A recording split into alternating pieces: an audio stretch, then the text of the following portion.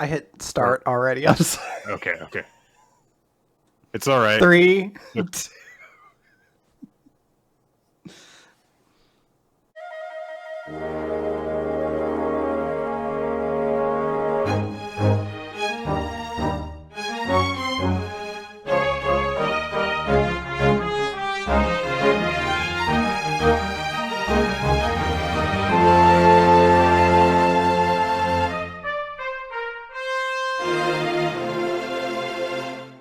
hello, everyone, and welcome to Weekly Manga Recap. As we always do, we're recording on Friday night. It's December the 9th of 2022. And we're doing things just as we always do. There was no rescheduling. There was no rolling with punches that came across our way. This is just how we always do things, Yeah. right? Yeah, and if I start ridiculously coughing or like needing to step away because my fluids need to be replenished, then that's just an elaborate story cooked up by, conspiracy nuts on the internet with too much free time, okay? Everything's good. Yeah, so not for the first time. We did have to kind of push back the podcast a little bit due to illness of one of the hosts. And if you listen carefully, you might be able to tell which one was sick. Can you guess? But here we are now. Yeah, I got the big COVID. That's the one everyone's super unfun with. And it's spiking up right now around the holidays because not a lot of people are following protocols, which, in fairness, I guess I really didn't either. I went to a gathering of like 6 people, so that's on me. I'll do it. But I'm fine. This is not like a concerning thing. It was just like my issue was COVID got like the fever got worse as the day went on. So like as soon as like 4 o'clock hit that Wednesday, I was like, I don't think it's happening today. Let's try to mosey this one down the road. Yeah, you gave me like 24 hours notice saying like, by the way, buddy, not sure if I'm gonna be able to do it. If I do, maybe we'll cut it short. And I was like, I mean, okay, if you really want to do it, that's fine. But then you told me it's like, oh, it's not gonna happen. And I'm like, yeah. I generally have not had that bad of a time with COVID. Like my symptoms have not been that dramatic. It's been a flu for me. I'm vaxxed and boosted and everything like that, so it doesn't hit me as that hard as other people, or as other situations might. But still, like as I said, like in my situation, my fever would always shoot up towards the end of the day, which is when we'd have to record. So I was just like, yeah, maybe not while my symptoms are the worst would be the best time. And also, I had a lot less control over when I'd cough and sneeze and things like that earlier in the week, which I still don't have perfect control over. So if you hear my mic volume go wildly into a different direction, do not adjust your volume. It is because I'm wildly swinging my mic away from my face so that I don't cough directly into it too frequently. Yeah, or onto the Naputuku. Yeah, no, my precious son, he's been with me. He's been guarding me, making sure I'm safe. Also, Professor Peanuts did that the first day. Like, you could tell I was actually, like, really sick. Aww. So, like, he sat in front of me, like, kind of guarding me. And, like, Scotia, who I love, doesn't understand anything, doesn't pick up any signs. Mm-hmm. So she was just like, when's this walk happening? And I was just like, that's not happening. And Professor Peanuts was like, he's a bully, but he was like fighting her away. He's like, no, she needs sleep right now. And I was like, oh. Next 2 days, he was having none of that. He's like, all right, bitch, you've relaxed long enough. Why don't you pay attention to the cat? Why don't I just sit right on your chest and you pay attention to me right now? And Scotia, meanwhile, is like, come on, leave Gwen alone. We've got to go on our 4-mile hike together. Scotia every day has just been like, when's that walk happening? There's been no deviation from her general schedule. I literally think I could show up and one leg would be hacked off and she'd just be like, so walk at the usual time then, right? Like with her leash already on, like, let's get going. What's Dave's wasting? Tapping her wristwatch, which she wears for some reason. How'd you get an Apple Watch? How did you afford that? That's a newer model. Yep. So guys, be sure to take precautions so that you don't also have to go through cows oscillating very intensely downward. Yes. It'll be good. Yeah, take care of yourself, everybody. We do have manga to talk about this week. We do. So let's see what that's about, I guess. Because it's Undead Unluck first.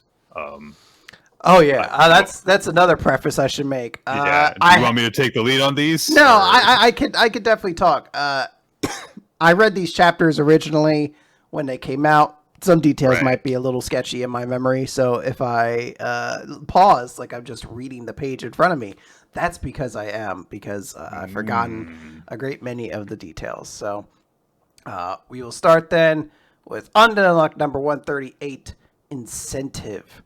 So we open where we left last time, which is Fuko has unearthed Apocalypse, the book that gives all of the missions that sets everything into motion. And she's explaining what Apocalypse is to her new companion of friends, which, as we'll find out in just a moment, is technically the new union is just her and Unchanged. Unsleep isn't part of it, and Nico is not a negator in this reality at the moment. So, it's just those two. They get up, they seat up their round table. Fuko is number 1. Gina is number 2. Apocalypse is like, aha, it's happened. I'm tired of waiting. Now begins. Open the quests. And Fuko's just like, yeah, whatever, start it up. So he's like, boom, the neutralization of UMA spoil, and you get the location of the artifact, the Neo Kinku staff, and if you neutralize UMA stop, you get the location of artifact blade runner, and if you capture UMA kindness, you get the location of the negator on repair. All these things that we recognize, like I know those things. And he's just like, oh, all members are allowed to enter. The penalty of failing is the addition of UMA Ghost. Now, will you try? Will you run? It's one or the other. Unluck. Pass. Huh? And like, Unchanged, or Chica's just like, you could just pass? She's like, yeah, I saw them doing it in the Artifacts memories. I could do that, right? He's like, yeah, I mean, but you'll get the penalty, right? And you'll get the penalty! Ooh! And it's just like, yeah, whatever. He's like, yeah, this is my power. And she's like, that's a thing and all, but does Ghost being outed really, inconvenience us? She says it a lot more confident than that. But she explains, yeah, also, there's, she's like, hey, start up the next one. He's like, you fool, did you think that the world would pass without some risks? This world will lose 1 year's time, and suddenly it's January 1st, 1974. And they're like, yeah, as of now, all time outside of the round table room has been moved forward 1 year. Keep this up, and you'll be on the fast track to Ragnarok. So, Fuko is just like, yeah, I knew about that risk. I'm going to be spinning about 20 more times, so just keep them coming. Yeah, one of these will be a nat 20. One of them will be. Basically.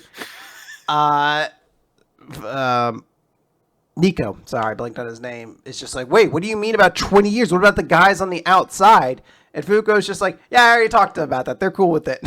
They're all those guys have no character defining traits, no families, nothing like that. It doesn't really matter to them. They're all aces for it. But basically, we just see Nico is not super excited, but Gina's like, cool, I get to be young and beautiful in the future. This is great. And Ichika is just like, oh, wow, I'll get to live to see the future of science. This is wonderful. So it's like 3-1. And immediately, we see Apocalypse start shooting out new quests. And he's like, here's what's going on. UMA Instact and all these sorts of things. And he's like, the reward is a little artifact that you want called Life is Strange. It's like, ooh, what's that? Because I don't think that one's familiar to us. And Fuko just says, pass, pass, pass. And she just starts thinking how the biggest roadblock in this loop is the time gap between Mrs. Gina and Mr. Niku's group showing up in the 70s. And then Mr. Rip and Mr. Billy's group showing up in the 2000s. But if we keep on the straight and narrow doing quests one by one, we're bound to lose somebody before we can meet up with Mr. Billy and the others. The next closest tragedy is 28 years away. If we have 28 tries, the more we spend, the better off we are. Ninja is saying life is strange is the item that changed your page. I will take your word on that. So these penalties for passing aren't drawbacks. They're ways to avoid unnecessary quests, basically. So immediately it's just like pass, pass, pass. All these new rules are being added to the universe. And there are a bunch of different things that we recognized. Of course, there is, as was the threat, insect gets added. We also see like thirst get added. But despite this, of course, it makes sense that a lot of these are things that Fuko already had in her world. So to her, having them added isn't actually a penalty. Yeah. And also, they're helping her to achieve her side goal of getting closer and closer to the year where the groups can quote-unquote reunite. Yeah. She's passing on everything. But what finally stops her for a moment is one of the quest rewards is the location of the legator Undead. And Fuko looks at it and she's just like, not yet. Right, Andy? It's not time to see you yet. And she passes. And Apocalypse is like, the penalty, the addition of UMA Shark, which is like, that's the coolest UMA in the world. Just a bunch of sharks showing up now. And a total of 26 years have been skipped. So now the new quests have been opened. Neutralization of UMA Autumn. And the reward for that is the addition of the third seat. And then the capture of Negator Unavoidable. The location of the artifact Remember. And Fuko's eyes like shoot up. Like that's the moment. And she's like, there it is. I accept the quest. So Nick, we're finally getting Unavoid, everyone's favorite. Yeah. That was the guy from the beginning of the series, right? Yeah, the guy who died in Right. a chapter and a half. Right. What I like about this chapter, besides just the concept of it, is just seeing the interplay between Apocalypse and Fuko, where Fuko's in total control and Apocalypse keeps on being like, oh, how will you cope with this deadly situation? The rewards are great, but the risks are also great. Hey, pass. Hey. What? We're fine. How about this thing? And he just fine. Now you've got laser sharks. Are you happy? Laser sharks are in the world. If Fuko's like, we already had laser sharks. Keep going. I had laser sharks. He's just trying to get his chance to gloat over them. But if the team doesn't care about failure, in the cases that Apocalypse defines it, then he doesn't have any way of getting any pleasures from this. And so to get that constantly denied him is really funny because he's already got this ridiculous face, and to see the giant, there's a lot of emotions that get broadcast on this fucking book over the course of this single chapter. So you could get a good feeling of like how things were going even without all of the dialogue and explanation of what is going on technically between them, just by having Fuko looking confident and Apocalypse looking gloaty and then freaking out. She has a real shit-eating grin on page 14 or 15, I guess, the 2-page spread where we see all everything. And she really has this like big grimace of like, I have 5 spins left. Yeah.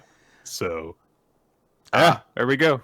Also, Nick, in this universe, this hypothetical universe where crabs have not always existed, what do you think we are actually all evolving to in that universe? Is there a thing that we're all evolving into crabs? It's not a thing. There's a thing in science where like a lot of creatures are kind of evolving into crabs, and this is curious.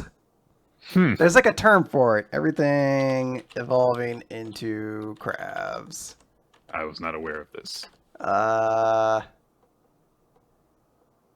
Carcinization. Oh, okay. So like developing like plates and exoskeletons. Yeah, everything's slowly becoming a crab. Everything is crabs. Got it. This is a great chapter. Fuko looks awesome in it. I mean, yeah. I don't know. I guess you could cut that sentence and just replay it for the past 15 issues.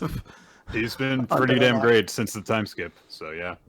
Speaking of time skip, that's actually one of the other things that I find charming about this is that this is also a time skip, but we're actually experiencing it the exact way that the characters are, as opposed to cutting away and then coming back later down the timeline. It's like no, everyone's traveling quickly forward in time, and I haven't never seen it done in quite this way before.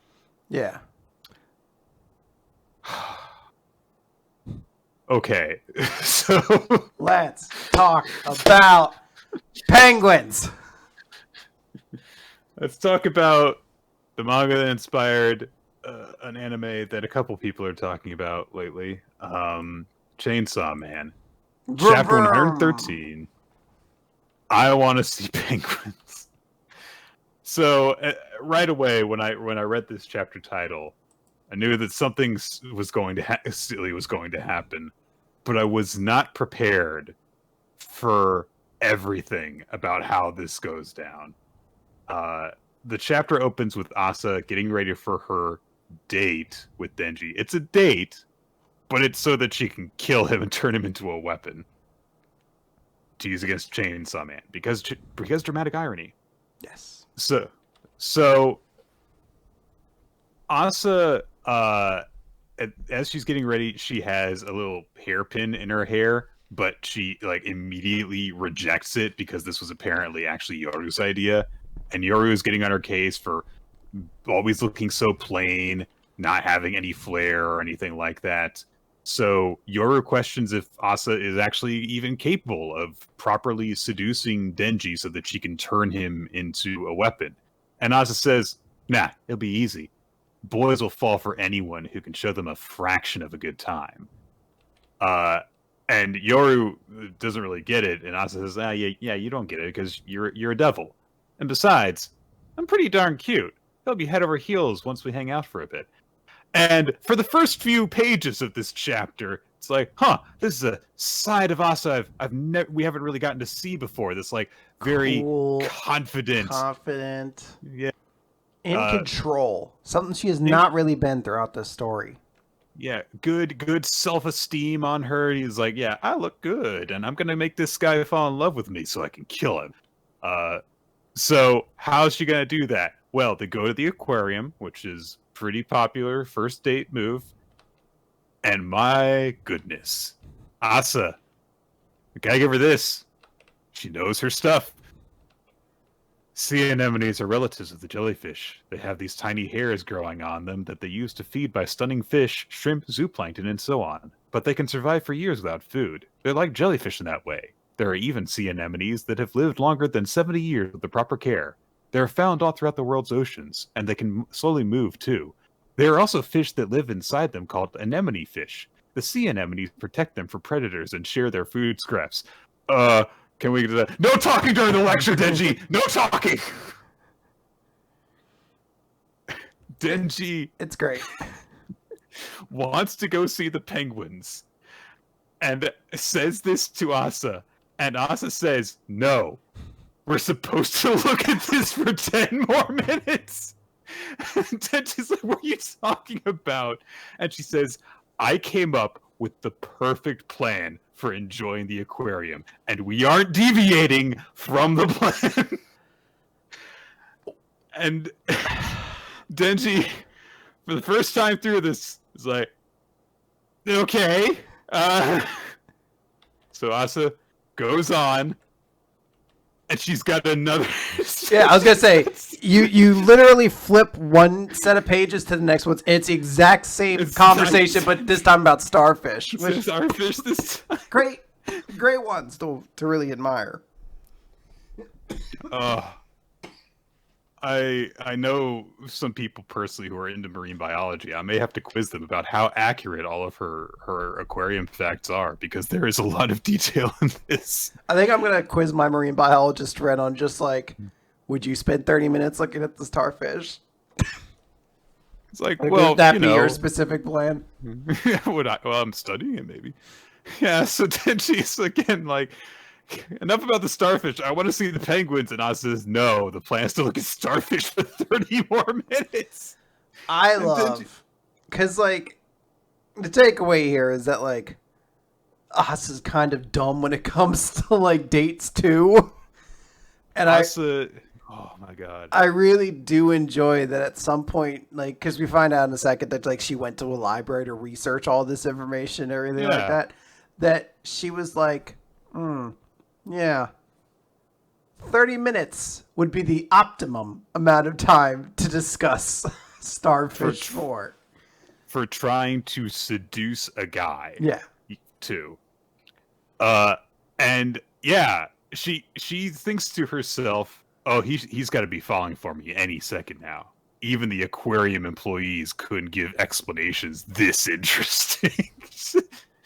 Which again, it's very good, healthy self-esteem and confidence.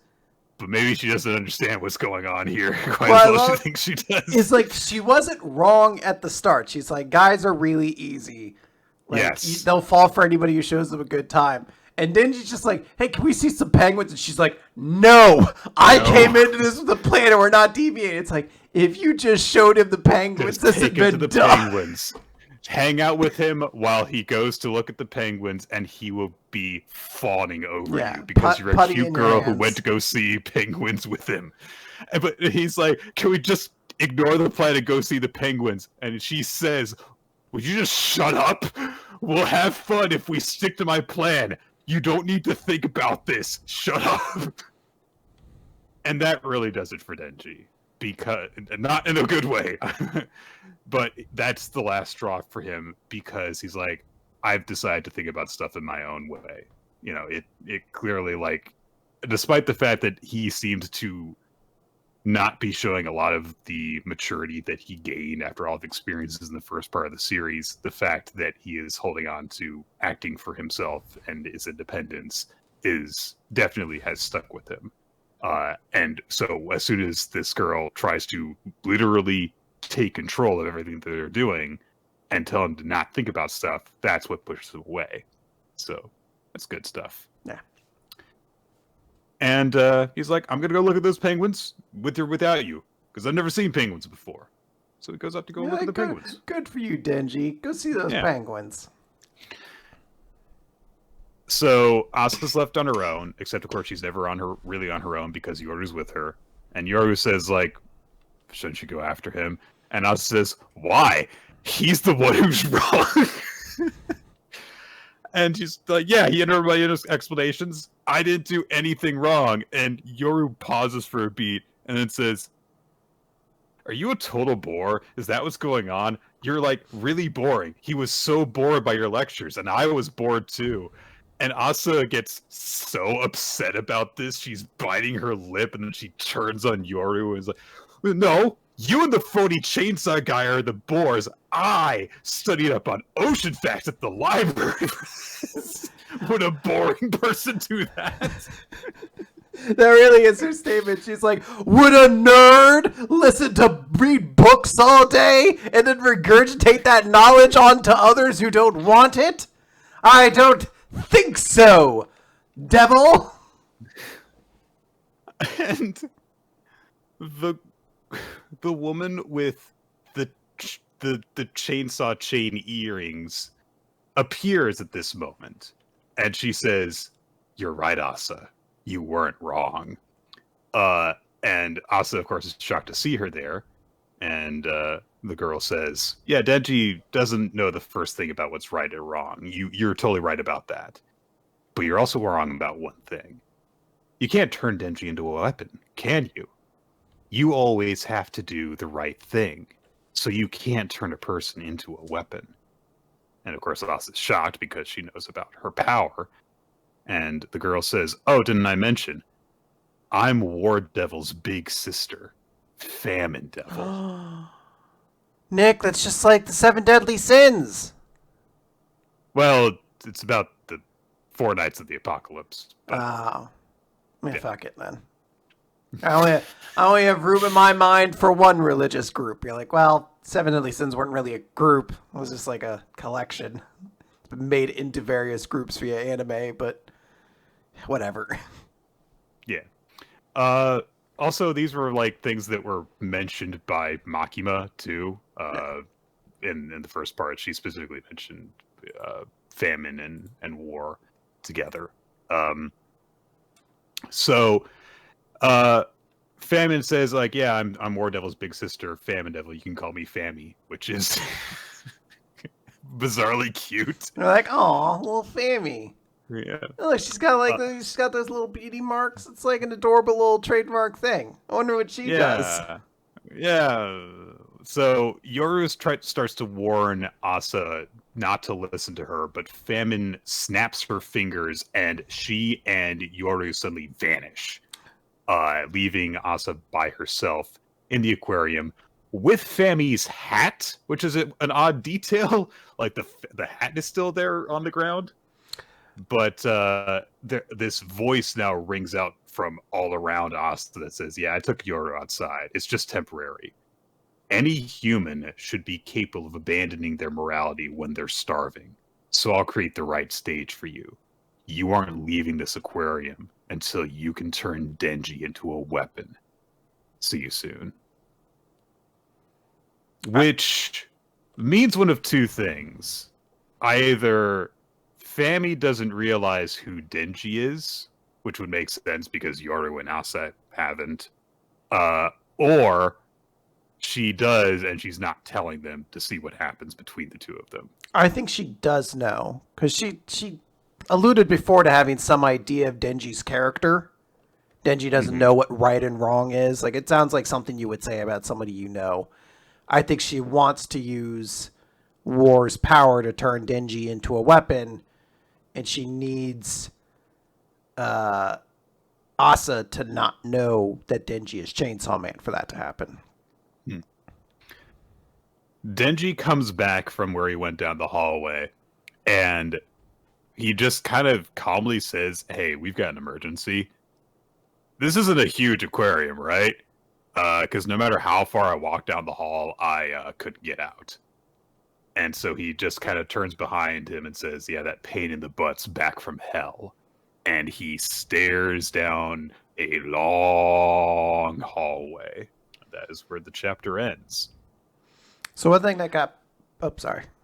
No, go ahead. I say one thing that did get pointed out, and you mentioned it was like that the hat dropped, and you could see it on the ground beside them. If you look down the hallway, you can see like a tiny black spot on the hallway as well. Oh, so and I wonder if that's a clue that this is something that loops or something like that, and we're gonna see it.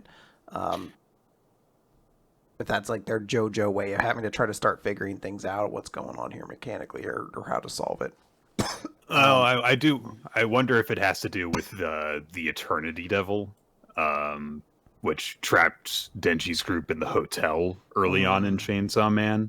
Because if he's saying like, "Oh, it's back from hell," maybe he's knows or thinks that that's the same thing that they're dealing with. It very well might be as well. I really, really enjoy the characterization of Famine, of like, I want you to be so hungry, you'll be starving so much, you're going to do this thing that I need from you. And I don't know why, I just really like that way of executing the famine, thing now or whatever. So it's kind of interesting. And Ninja's bringing up a point, the Bat Devil and now Eternity, so maybe the parts are looping. Maybe the Tomato Devil will come back next. Maybe. That'd be the next big bad, the Tomato arc. Tomato Devil arc. Oh, God. Yeah, I'm looking forward to seeing where this goes. I do like the interplay between Denji and Asa.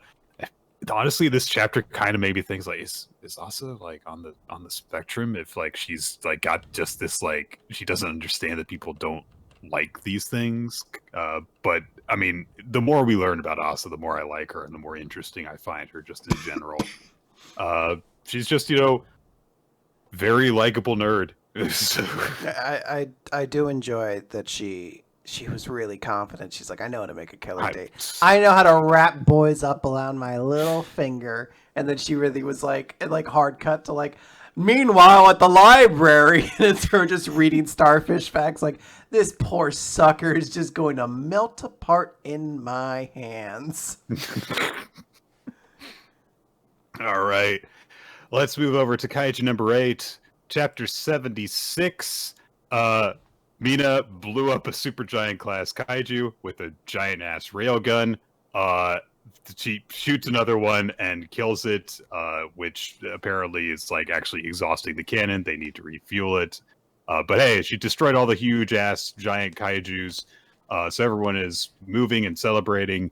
Kafka shouts out like, "Yeah, that's the vice captain of the Kafka Corps," and his commanding officer is like, "The hell are you talking about, Kafka Corps?" Oh, I shouted that over the radio by accident. Whoops. So. Aww. And things are getting cleared out. Things are going well, but both Narumi and Kikoru realize, okay, this is too easy. There is no way that a Kaiju number 9 Generate Cataclysm would be ended and handled so easily.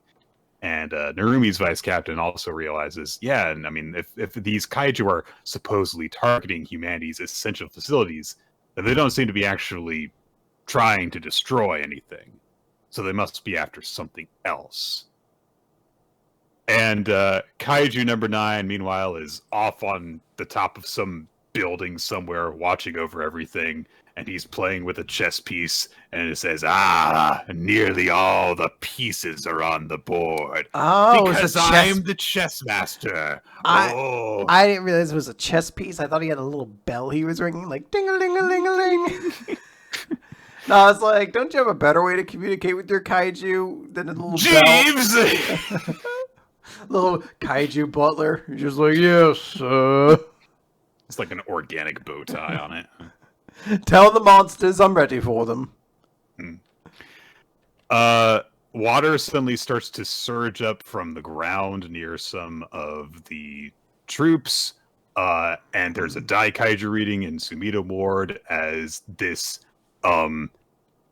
xenomorph-ish looking kaiju emerges near where Narumi is, and all of the analysts start to freak out because its estimated fortitude is 9, which is on par with kaiju number 10's. Whoa. And Narumi is like, so they're after me, huh? And Kikoru gets on the with him, is like, no, moron, there's one here too. And it's the humanoid female kaiju that has appeared near her. There's this big dinosaur / devil looking one that has appeared near Hoshina. And all of these things that are appearing have fortitude over 9. They're all kaiju class. So in a row, we had number 10 show up on its own after number 9 showed up. But now there's number 11, number 12, number 13, number 14, which is the weird slate thing with faces. I'm very worried about that one. That's the one I'd be like, yo, I would have much rather just fighting the horn dude, fucking Shovel Knight over there. That feels like, I don't know what this motherfucker does, but in a Shin Megami Tensei game, this is the motherfucker who wipes my whole fucking team. Because he just has a bunch of stupid debuff reflex that just kills everybody. I hate this asshole. He needs to die now. And the last one that we end the chapter on is Kaiju number 15, which is the humanoid female-looking kaiju, which is confronting Kikoru. And when she initially appears in front of her, she looks kind of like just a black reflection of her. She's got the same hair, but it's all black. But then she distorts into having like the hole in her face, the weird brain matter hair. And she just says, "I found you." And we get our title for episode 8 of the series, The Second Wave. Yeah, this one seems to have some particular grudge or purpose with Kikoru. We saw a couple months ago, I feel like now, her in the black hair Kikoru disguise, whatever you'd want to call it, and like I think it was like a coffee shop or something like that, killing people. So she's built with some purpose, it looks like, to just fuck with Kikoru. And this is like a cool thing where it's like, holy shit, like before it was a big deal, 1 showed up, now 5 just showed up, but as the stakes have kind of increased, like it makes sense. It looks like we have some like setup fights basically. Curiously, I have to assume Kaiju number 13, which is just really, really tall, is probably something meant for Ashino to fight, because they just established her as being like, she handles the really big ones. I don't know what poor motherfucker is dealing with 14. If it's fucking Reno, I feel bad for you, my friend. But good luck, bud. Just watch out for status effects. He's gonna stone your team, and you're like, I didn't carry any fucking soft needles. God damn it. I mean, between Kaiju number 15 squaring off with Kikoru and the fact that Kaiju number 12 resembles Kaiju number 10, it seems like these might be like hand-picked foes for them in some way. Exactly. Like that they were created with a particular purpose by number 9. Yeah. But we should find out shortly. The cross-shaped eyes for Kaiju number 12 definitely feels intentional. Mm-hmm. Yeah, good chapter. Good stuff. Nick, let's talk about Eden Zero. Chapter 219, The Final World. And Nick, it's all over. This is the final chapter of Eden Zero. It all comes to an end. Oh my god. No. Can you imagine if it were? That'd be crazy. No, instead, this is, we open up with everybody basically being like, oh, Rebecca and her family are very cute now. Like, the parents are trying to be very doting on her and spend time with her, and there's just dumb jokes that go along with it. It's not that important. Rebecca's like, hey, everyone on our crew here lost their parents, so, like, maybe you could stop being so overt with all of this. And all the other characters like, nah, this doesn't bother me at all. In fact, it's really nice to see, like, a family, like, parents and their kids interacting. So, that's nice. She asked which one of them is her boyfriend, and she's like, what? What? But eventually Hermit's just like, so what are you guys going to do now? Are you going to, like, stay on the ship or what? Hermit's like, I've had enough of this. You guys have been goofing off saying nothing for 4 pages. Let's get to the plot. So you guys just fucking dicking around, or what's going on? Rachel is like, no, I'm going to go back home for now. And Connor's like, oh, but, like, we just got to hang out together again. Entire plots in fast forward. I would say, like, oh man, but after all that, like, we just got her here and now she's leaving. It's like, no, we had no build up to her getting here to begin with because she was introduced so suddenly in this previous arc. She woke up 2 chapters ago. 2 chapters ago. And spoke last chapter, I believe. Oh god, like, this feels like it's something that should have played out over the course of like a year, and it's played out over the course of about 2 months from first appearance while asleep to waking up and saying bye-bye. So but they're like, hey, yeah, like we'll be able to so I actually had to read this because I'm trying to remember how they even get to this point. They're like, hey, yeah, we go to your home on planet Millets, but they're like, hey, you said Ziggy destroyed that place. She's like, well, there are some survivors, and they're worried about me. And look, I said for now, remember, we could see each other again anytime once all the dust is settled. Plus, our reunion might be even more magical in the other world. Rebecca's like, what do you mean the other world? And she's like, yeah, that's right. All of you are about to go to a different world. And, like, everyone's just like, what the fuck are you talking about? Like, what does this mean? And she's like, well, I mean, that's our only hope now. I know this might come as a bit of a shock, but Mother is dying. What, Nick? I heard you say? This has stunned you. Sorry, I was falling asleep while keeping my eyes open. How dare you? Mother is dying. Everyone's shocked. Her life force is running out. And when she dies, all life disappears. Everything in the cosmos, except for robots, poof, gone. And not too far in the future, it'll be lights out for this world. And the whole world is ending.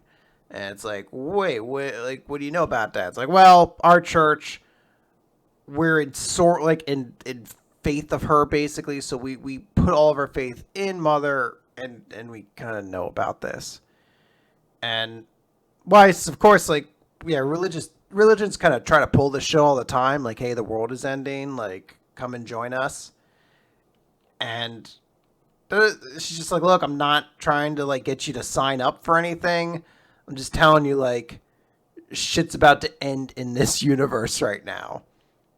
Look, I don't even know if the raffle ticket rewards program exists anymore. So why would I even bother to recruit more people if I didn't know that my punch card was going to get filled out? Exactly. I mean, look, I would like to have that duffel bag, yes, but until I get a guarantee, then I'd hate to sign up, like, an entire crew of people and it only gets me like a charm for my beanie. Like that's just not going to be worth it. I need to make sure that everything goes according to plan, and I get enough to get my Nintendo 64. What do you mean that's an outdated thing? What are you talking about? What do you mean? How long have I been asleep? What do you mean they're in 64s and bidets now? That's how primitive and low tech the technology is. What do you mean I can play Donkey Kong on my toaster? She explained, like, look, every world I've been in, Mother is dying, except for one. The world of possibilities, Universe Zero. And Labilia is like, wait, what are you talking about? And Hermit explains, like, well, Universe Zero, according to Ziggy, is the only one where Mother survives. So to put it another way, Mother dies in every other single universe. So it's all parallel worlds, basically. The results of a single choice fan out in, countless directions. And it's so weird that we've been dealing with parallel universes so much. Like every single time that Rebecca's ability gets explained, and now we have to explain it again in this little aside. So yeah, maybe it hasn't been getting explained very well if you have to do it again. Is all I'm saying. Yeah, there's a longer explanation of like, hey, it's all about branching paths, creating these parallel universes, and it isn't possible to observe the differences in these universes unless you have the power to travel through time, like Rebecca and I. And they're like, so you're telling me to go to Universe Zero? She's like, no, I'm telling you all to go to Universe Zero. And they're like, well, how do we do that? They're like, this ship. That's the whole point of what this ship is for. And when you do, come see me when you get to Universe Zero, and I can show you the way to Mother. So she just finishes like, you must find Mother. You're the key to save her. But there's one thing you never forget. Universe Zero is the world of possibilities. Once you become observers of it, it has the potential to become whatever world each of you wants it to be. But once you get there, there's no turning back. You and I will both lose our powers to travel through time. And of course, so will the Eden Zero. Universe Zero is the final world. That's right. So there's no extra lives once you get to Universe Zero. There's no safe points. It's yeah.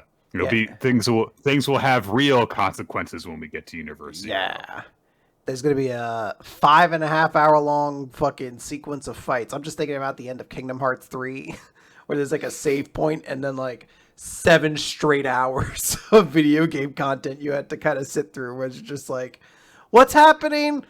Why am I looking for pieces of myself in a fucking sky maze? I thought I was here to beat up Xehanort. Where's Woody? Yeah. Oh, he'd have something great to say here. You fucking friendless loser. Woody always knew just what to say to get me through a situation. That was also a series. That used parallel universes, though, to avoid tragedies. Because as we know, in the original universe of Final Fantasy or Kingdom Hearts 3, spoiler for somebody who hasn't played that, Donald, of course, sacrifices his life casting the greatest magic spell known to the fucking Final Fantasy canon. Is it a heal? No, it's Zeta Flare, and he fucking dies casting it. That means canonically Donald Duck is one of the strongest mages in all of Final Fantasy. Of course. Yeah, fuck yeah. I mean, it's never a heal, buddy. It's never a heal from Donald. All right, yeah. Stuff is happening in Eden Zero, I guess. I feel like I almost like disassociated from this chapter completely when I read it. There was this explanation of alternate universes, but this is the important alternate universe, and I just completely have detached myself from having any cares about actual long-term plots and anything that this would imply. So, well, so here's the thing: is like, on one hand, and people brought this up now a lot in our Discord, they're like, it's kind of just like the series is doing Undead Unluck, but like not with any of the cool stuff. Like where there was the same buildup of like, we have to basically reset everything to an optimum universe.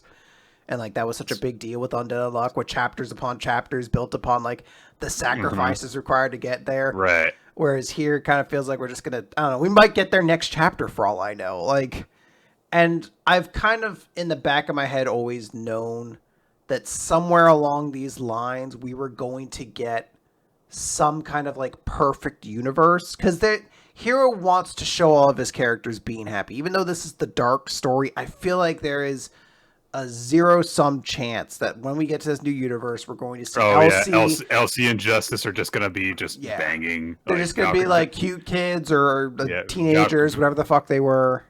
Valkyrie is going to be there for her more. Yes, all these characters will be alive again. All the moms whose designs we just saw will get a chance to see them like meet up with their kids or whatever. Yeah. Johnny was that his name, or James, whichever.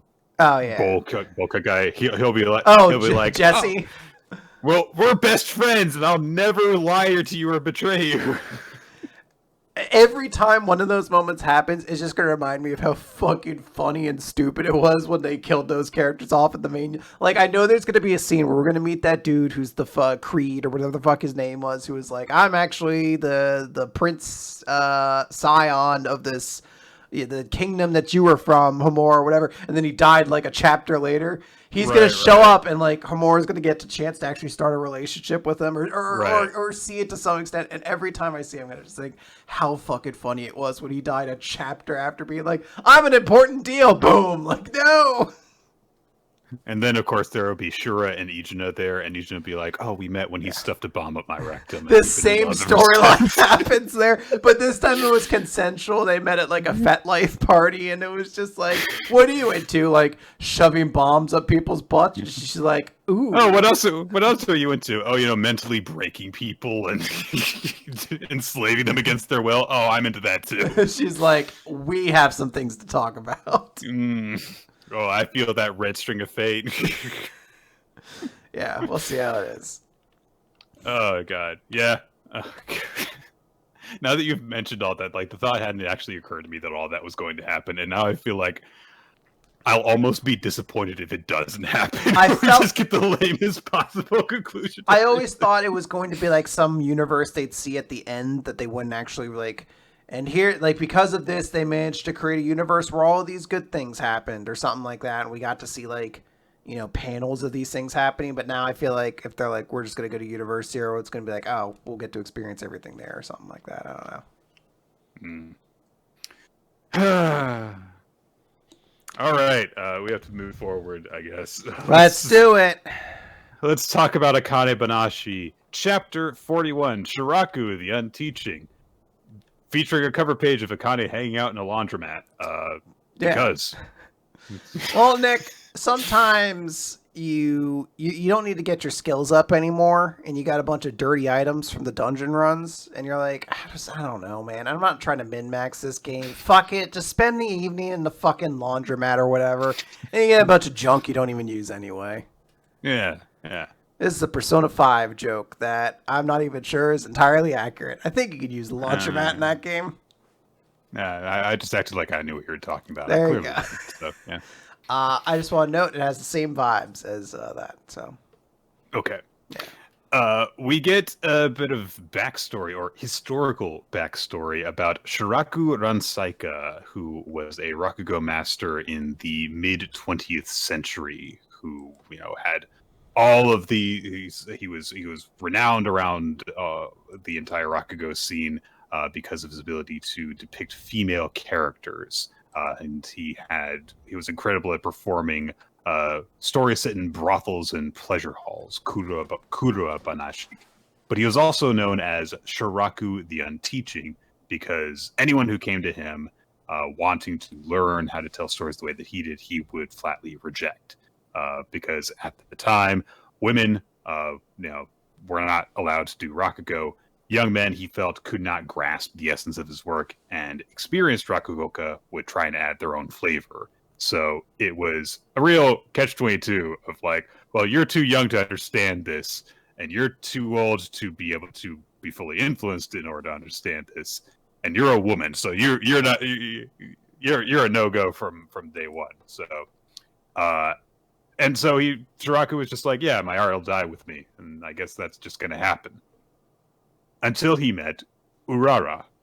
And after they met, Shiraku convinced her to become a Rakugoka.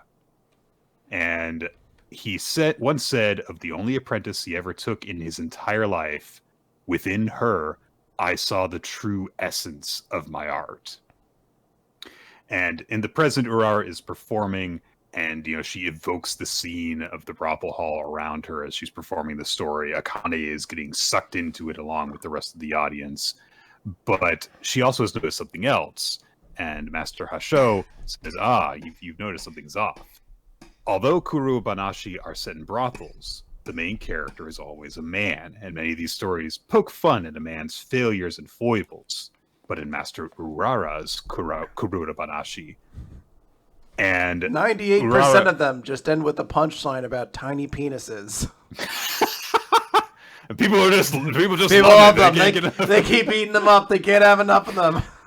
It's just like a chant, and the crowd breaks out, tiny dick, tiny dick. They're like, this is the 6th time you've chanted this tonight. Let her finish her story. Oh, but we're getting to the good part. So Urara is performing her story, and she is telling it from the perspective of the man who is taken in by this Oiran. And she's like, oh yeah, she was telling me your story, and now 3 years later I pay a visit to this Oiran, and the Oiran says to me, you just look just like him, you're the spitting image. And I was like, oh yeah, and then what? And like, she's playing like guys being riled up over this idiotic guy getting taken for a ride by this crafty woman, essentially. But as she is telling the story, there are people in the crowd who are having that same rowdy reaction as the people within the story. And now it kind of realizes like, oh, it's like the line between reality and the story is getting blurred. And after she notices that, like, by the way, this is shown as with like a cut between different art styles as well. Like there's different line work and everything between what is representing reality and what is happening in the story. And when it gets to a point where they're kind of blending together, you get both of them within the same panel. So again, Akane Banashi with cool art-driven storytelling. So. Phenomenal, yeah. Hasho says that a poorly told Kuru Banashi can be unbearable. It only truly blossoms when the audience is made to fully understand how the brothels of the time worked. Master Shiraku stressed the importance of dialogue and the art of conversation when telling Kuru Banashi. And it turned out that the conversationalist who truly made him sit up and listen was a beautiful woman. He wanted to see her perform his Rakugo so much that he was willing to break one of his deepest held beliefs, that a woman cannot perform Rakugo. Have you ever had that moment when like you're down bad so much that you're like, fine, I'll stop being misogynistic for a little bit. Like, god damn, you can have some rights. Fuck. Oh God, I'm so glad that none of my because look, I'm a different person than I was when I was 20. I'm a different person than I was when I was 10. I've got different beliefs from over that time, but I'm glad that it never had a moment where I was like, I guess that this person of a different race is a good person. I guess I'll stop hating them all. I'm glad that my thoughts on things evolved more naturally over time. And you never had to make that thing. You're like, well, I guess if I like The Rock, I can't hate all people of color. Oh, sigh. Like, that's not what you're supposed to be thinking, 6-year-old Nick. You're like, I didn't even watch wrestling back then. Yeah. What was I even thinking? I was just really happy to see that guy who showed up in that one episode of Star Trek Voyager, I guess. Oh, does he? I'm looking forward to that. Does. Hell yeah. He does the rock bottom. And I love it. There is a piece of culture missing from the fact when The Rock first started getting into Hollywood, it must have been either in his contract or he did not have the sway to tell director no. anytime he was in the movie, he would do a rock bottom. I think he didn't do one in the Scorpion King or the first Mummy or whatever he was in, because he was only technically in it for like arms. Yeah, it was a giant scorpion monster. It's hard to really do it. But like every other piece of shit he was in, he fucking rock bottomed people left and right. He'd do like a scene where he'd be like, "Hal, we have to get going," and then he would do the people's eyebrow, and then they'd get going. And they'd be like, "Oh, boom." I'm gonna have to go back and watch that awful CGI scorpion scene from The Mummy Returns and see if there is any moment that can be construed as a rock bottom. Like if he ever like slams either Brendan Fraser or I forget the name of the actor who played Imhotep. If he ever slams either of them, though, then it's like, okay, they actually did a rock bottom counts. Anyway.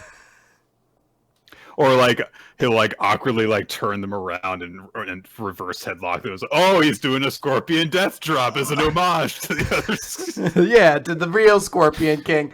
I feel like movies today, all of them should have the rock bottoming somebody. What, like Black Adam, he could do so many more powerful things, but he still stops to be like, boom, and then he stops, he does the pose, like the other person's so dazed, and just, as he like taunts the crowd. Doesn't even use his superpowers to do it, just fucking rock bottoms, fucking Hawkman, and then people's elbows him. He uses his super lightning powers to rebound off of the one wall, then rebound off the other wall, dead stop in front of them, and then drop, so he's got no momentum behind it at all. There's gotta be some poor motherfucking director who's just like, hey, Dwayne, sorry. What if we just add a little bit of a rock bottom to this one? He's like, fuck you. I'm not doing that shit for free no more. Yeah, like... That is a very odd trend with wrestlers breaking into Hollywood in some form or another. I think that in Blade Trinity, Triple H does a spine buster. Like they couldn't have him do a pedigree. That's too much. But there is a cheesy, schlocky vampire B movie that Christian was in where he does the kill switch. The most impractical maneuver in all of wrestling. Like he somehow it's like, all right, let's.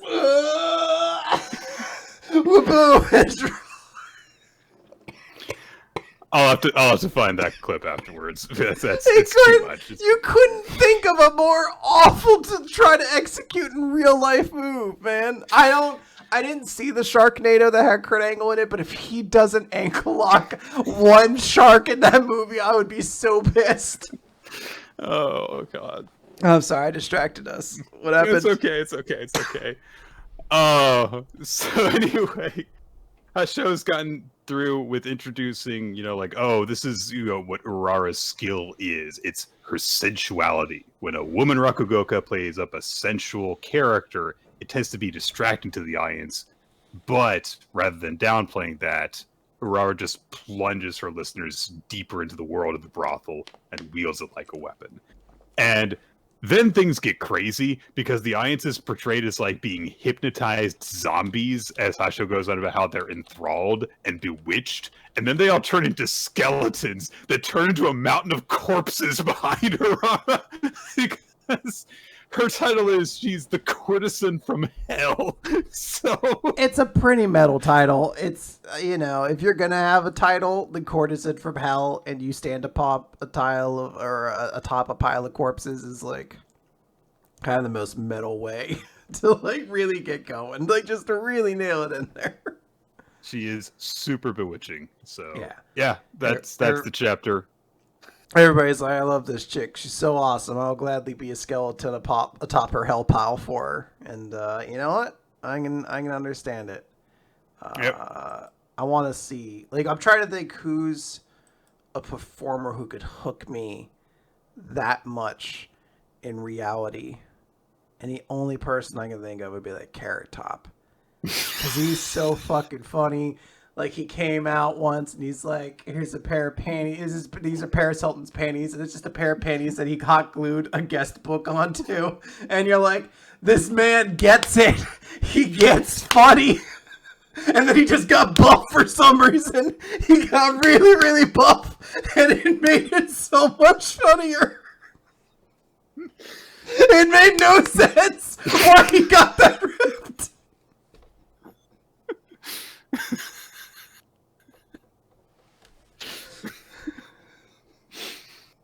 I have no way of responding to this at all whatsoever. It's not within the realm of my capability. We got it. Let's go. Just gonna move on. All right, it's chapter 80 of Blue Box, because that's who I am.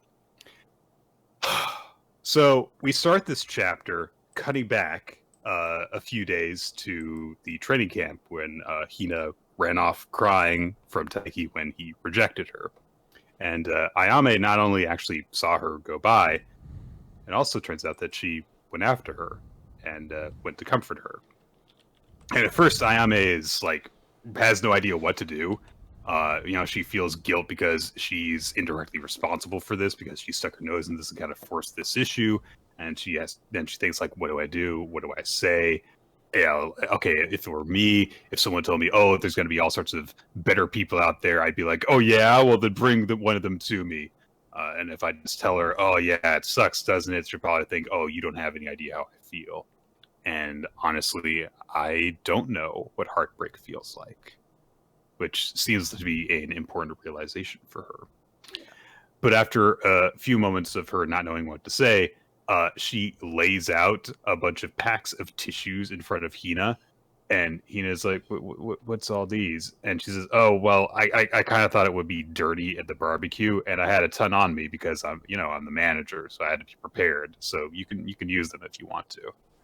And Hina kind of forces a smile through the tears and thanks her for this. And Ayame just says, you can cry as hard as you want. And then she says, you really like him, don't you? And Hina's like, yeah. And Ayame thinks, I wonder if Inota has any idea how strong her feelings are for him. And I wonder if any of the guys who asked me out liked me the same way that she likes him. Probably not. She comes to that conclusion pretty quickly. But she thinks to herself, I'm sure it hurts, but I'm also jealous that she could like someone so much. Yeah. So the feelings of this magnitude are foreign to her still.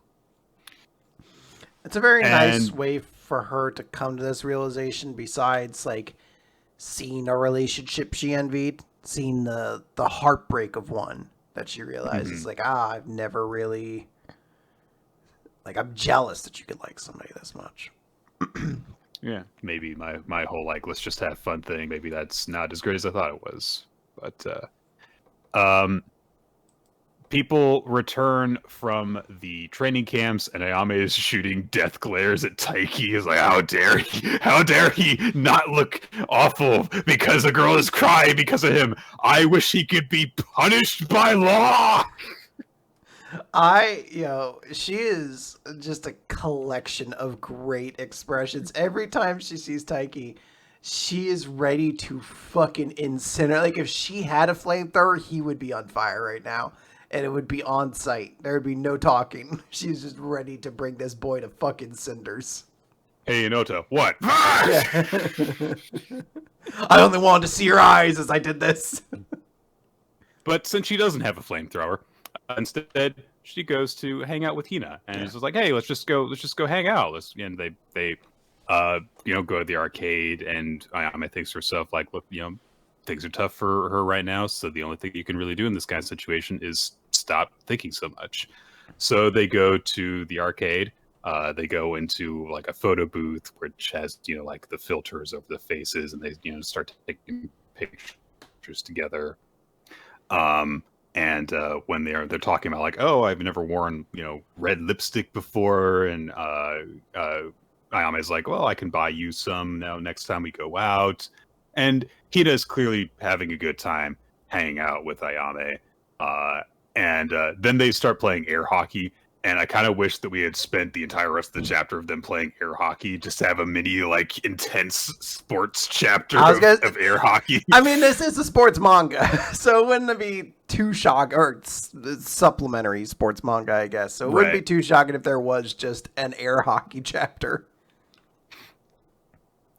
And they're like talking about random stuff. Ayame gets really into it, and she wins the air hockey. They go and play the taiko drums. They play driving games. They play a crane game. And as they're playing the crane game, Ayame starts focusing on Hina specifically, and she says things to herself. All right, good. She's looking like she's in better spirits now. But then a couple of guys walk by, and one of them says, "Oh, Ayame, is that you?" And his companion comes up too and is like, "Oh, who's that? Oh, yeah, she's cute." And the guy's like, "Yeah, this is my ex." And he says, "Well, why'd you guys break up?" And the guy says, "Well, she's really demanding, about like my attitude towards sucks dork so much. talking about her right there. They didn't. Ayame has not said a word back to him since he said, "Oh, is that you, Ayame?" And then he just goes straight to talk. It legit. You're like, if he wasn't a high school boy, I'd be like, okay, like this would be so unrealistic. Like, why someone would crave this exact amount of confrontation to just be like, like, oh, hey, why did you and this person break up? Like, oh, we just didn't work out or whatever. And then the real reason once you walk away. Said this guy just fucking hog wild, opens it all up right in front of her. Immediately. So the guy's like, "Oh yeah, she was really fussy about everything." And I kind of thought that, like us going out, it would be chill. And Ayame flashes back to when he asked her out and just thought, and he was kind of like clearly be pretty awkward about it because he's like bowing to her and stuff. And Ayame thinks like, yeah, I thought he was awkward but nice. I guess I was a poor judge of character. But the guy keeps on talking about her too, just keeps on going. It's like, oh yeah, she hasn't lasted long with anyone else either. Oh, and her older sister has a real hunk of a boyfriend, so she should learn from them and be a little more considerate. And as Ayame is whipping around to be like, fuck you, she can't even utter a sound before Hina cuts in and says, yeah, you've got to say it like that, because otherwise you can't live with yourself, right? If you really believed all of that, then you're a terrible judge of character. So by considering yourself the sane one and labeling the person who dumped you as crazy and in the wrong, then you can protect yourself from the hurt and pain caused by all that time you spent liking them. And obviously she's accurate, but she's also projecting what she's going through right now with her rejection by Taiki. And she starts to tear up and blush, and Ayame gets upset looking at her and grabs her by the hand and starts taking her away. And she says to the guy, if you show your face again, I'm going to tell everyone about your private accounts, which raises lots of questions. She says it's the one where you post all your stupid selfies, but I don't know why that would be private. I guess as kids you have that sort of thing, though. I say this from the vantage point of somebody who was, like 23 when I had my first social media account, and it was like, like a crappy Facebook. So I really don't know. This might be a different thing with like kids of a younger generation where you're just like, yeah, you have like private accounts. I mean, you gotta do that nowadays. Like when we started, you were just like, who will I be? Myself, obviously. How else will my friends find me? But nowadays, you're just like, look, this is my private one, Yeah, this is where I store the pictures I've taken of myself. Where else would I put them? I threw out my hard drive on my phone, I'll have you know. It stores no information at all whatsoever. Everything on my phone is Snapchat. The moment I take a look at it, it disappears forever. So Ayame and Hina run off. Hina apologizes for getting worked up emotionally, and Ayame says, look, you didn't do anything wrong. You didn't do anything wrong. And that is where they went after getting back from the training camp. And then later on was when Ayame confronted Taiki and asked the question, is the person you like really that captivating? So now we understand that she had more context when she said that than we suspected initially. Because she's much closer to Hina than she was prior to all that going down. Then, after Taiki walks away from that situation, Kyo walks up to Ayame, and Ayame, before he can say anything, just glares at him and is like, "What?" And Kyo says nothing. So she says, "I bet you think I'm meddling again." Yeah, you think I'm meddling. Like, I know I'm an outsider, but when I saw her like that, ever since I saw her and wondered why, I told myself that I'm going to tell everyone exactly what I think, because that's who I am. Deal with it. And she fucking flips off Kyo while saying this. Like, fuck you. I am what I am. I love that in this manga, or maybe it's just like the artistic, like it had to be censored. Like we can't see it. And it makes it so much more adorable in that way too, where it's just like the little pixelation. Like, we can't show this. You're like, it's a finger. I get it. Yeah. Oh boy. Yeah, Ayami rules. This is a great chapter for her. Yeah. That moment in the arcade is like awesome and like so raw at the same time, of like Hina being like, why are you doing that? Like, why, like you all this pain, from the time that you spent, like, and then just saw like tearing up, and I'm being like, we have to get out of here, basically, because like you're about to like lose it in front of these guys and everything like that. It's a very, very sweet moment. I like it a lot. Yeah, this is a good chapter. Great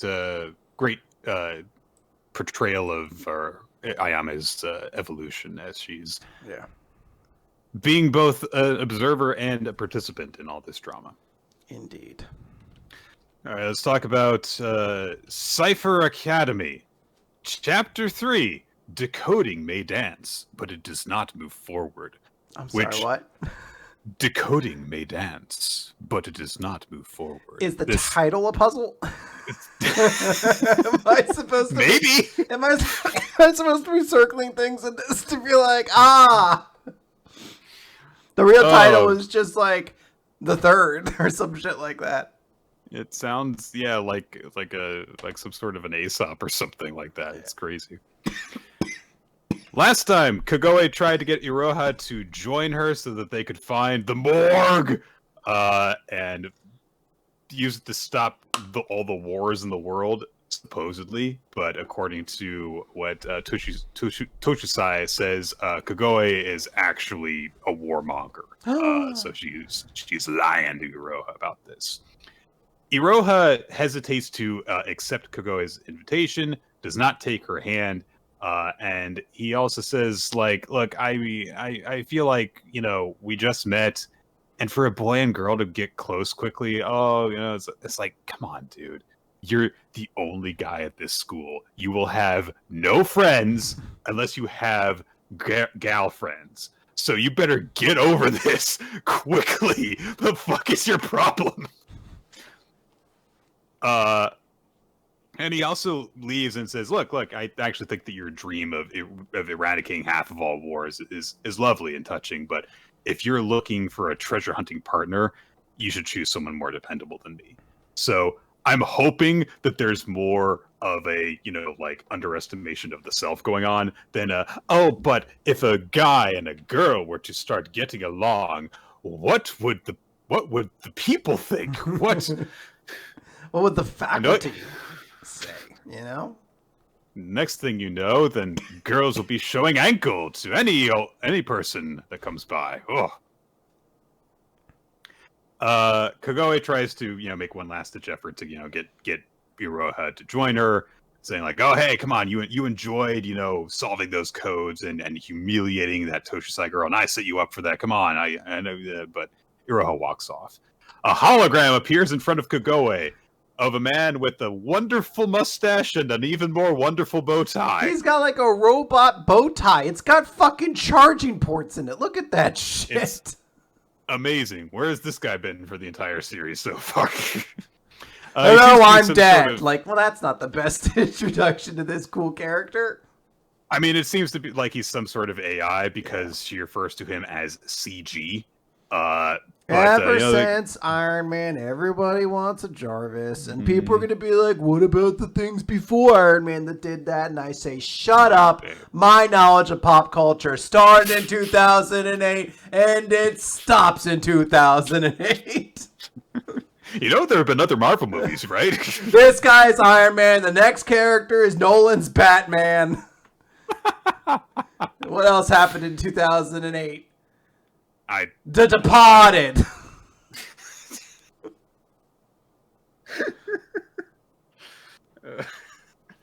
Oh god. So, but Kagome, just says to herself like, "Oh, I'm gonna get that Iroha to work with me." Yeah, and yeah. Iroha was walking down the hallway, thinking about like, "Oh crap, I still didn't give the glasses back to Kagome." But he decides that it's better if they're not working together because if I'd have to like, in order to go with this plan, I'd have to be a better cipher than all of my classmates, and that's never gonna happen. But then he thinks about how Koei said, like, "Hey, if you've got no dreams, then I'll show you some." And he gets a little bit like whimsical, I guess. And then he comes across one of Toshusai's cohorts, and then the other one in short order, and they surround him and cut him off. And in a bizarre moment, the short-haired one says, "We are in the business of making offers, so choose, Irohazaka. Will it be a code battle or a dance battle?" And there's a flashback where basically Toshusai tells them that they need to get them glasses, and we cut to after it's done, Iroha doing this ballet cum breakdancing routine as they just like gaze on at him, and then he's like, "Oh yeah, how was that?" And then she says, "Okay, yeah, so I came up with the puzzle while you were dancing because I was kidding when I said you could do it." There was never going to be a dance battle at all. He's like, "But I danced so well." It was okay. Yeah. And they even agree, like, "Yeah, it was good dancing, but no, you have to solve this puzzle."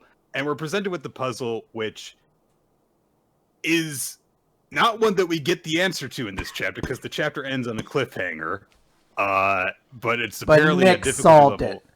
No, difficulty level is 5 stars. It out. Nope. He's like, "You're not supposed to look at the stars. You're supposed to look at the." There's going to be something where the glasses are going to put on. And they're like, "Actually, what you're trying to read are the hidden messages underneath the stars." Yeah, there's a bunch of stars with a pairing of a letter and a number in them. It's almost like bingo, calls. But some of the stars as well do not have numbers on them. There's just letters. And again, we cut to Kagome. 2 of them briefly. are shaded in as well. Ooh, what's that mean? Yep, there's 2 of them that are shaded in. So Kagome, spies on Iroha because, she can do that through the glasses. And the short-haired girl says, like, "Look, because Iroha's like, 'Oh, if I fail this, you want me to be your manservant, right?' And she says, No, we don't want that. You got to hand over the glasses that you're wearing." So Kagome thinks like, "Oh, she must have figured out what they are." Then Iroha says to the ponytail-haired girl, "Yugata, like, oh, can you lent me this hair tie and didn't take it back, so can I use it?" And she's like, "I mean, yeah, you can keep it. You were holding it in your mouth, so I don't want it back." I love this when you're like, "Can I keep this hair tie?" You're like, "The things that are like a nickel? Yeah, man, just like that you've been chewing on, dog. Yeah, like just keep it." Like, "Do you need more? Like, what's going on, bud?" So Iroha goes into his like, transformation super puzzle solving mode, which is I tie my hair up and wear glasses. And he says to the short hair girl, "Hey, so can we change the conditions? Because if I solve the code, then I want you guys to stop chasing Kagome." I don't really know her that well, but she's been nice to me, so, and I don't want to get in her way. Kagome again is listening in on this, and she gets like kind of like squee-y. Which again is like, does she like just want Iroha to like work with her? Does she have some kind of thing for him, or is she just like looking for a dude that'll just like help her make money and make wars and stuff? I don't know. Yeah. She is kind of crazy, as we've been indicated. So, but yeah, Hiro's like, yeah. So if I solve this, you guys got to call it off. And then he kind of like goads her into it. But she says, okay, if we're going to change the terms, then not only do you have to surrender the glasses, you've also got to transfer to Trench Academy, which is a Spartan boys' school where they basically rear people into soldiers. So Iroha, who very, very immediately accepted the condition for a dance battle, maybe wouldn't do so well there. Let's not assume things. We don't know anything actually about how commanders in this world work. You're correct. Yeah. Maybe they dance battle. Yeah. There's a lot of athleticism involved in dance as well, so that might lead itself to being actually pretty handy for stamina and things like that. I'm just saying the real reason this kid wouldn't succeed. Yeah, he's like a super wuss. So like that's the mindset's not good for him. He doesn't have the mind of a killer, certainly. When he was just like, can I keep this hairband or should I return it to you? They're like, well, you've been chewing on it. So what do you think, dog? Iroha is like, oh yeah, and this is gonna be it. I'm gonna solve this, help out Kagoe, and then I'm gonna give up the glasses. They'll be done. But then suddenly Kagoe's monitor goes blank, and she says, "Wait, what's going on? What's going on here?" And she's trying to be like, did a connection, get severed? She's trying to, do the cell phone thing by moving her laptop around to get better perception. And CG says, when you transferred my grandchild to Iroha Irozaka, which I guess is what he refers to the glasses as, you gave him the charger as well, didn't you? So the battery of the glasses has run out. Warp, warp. How's he gonna solve the puzzle without the glasses? That's the cliffhanger. So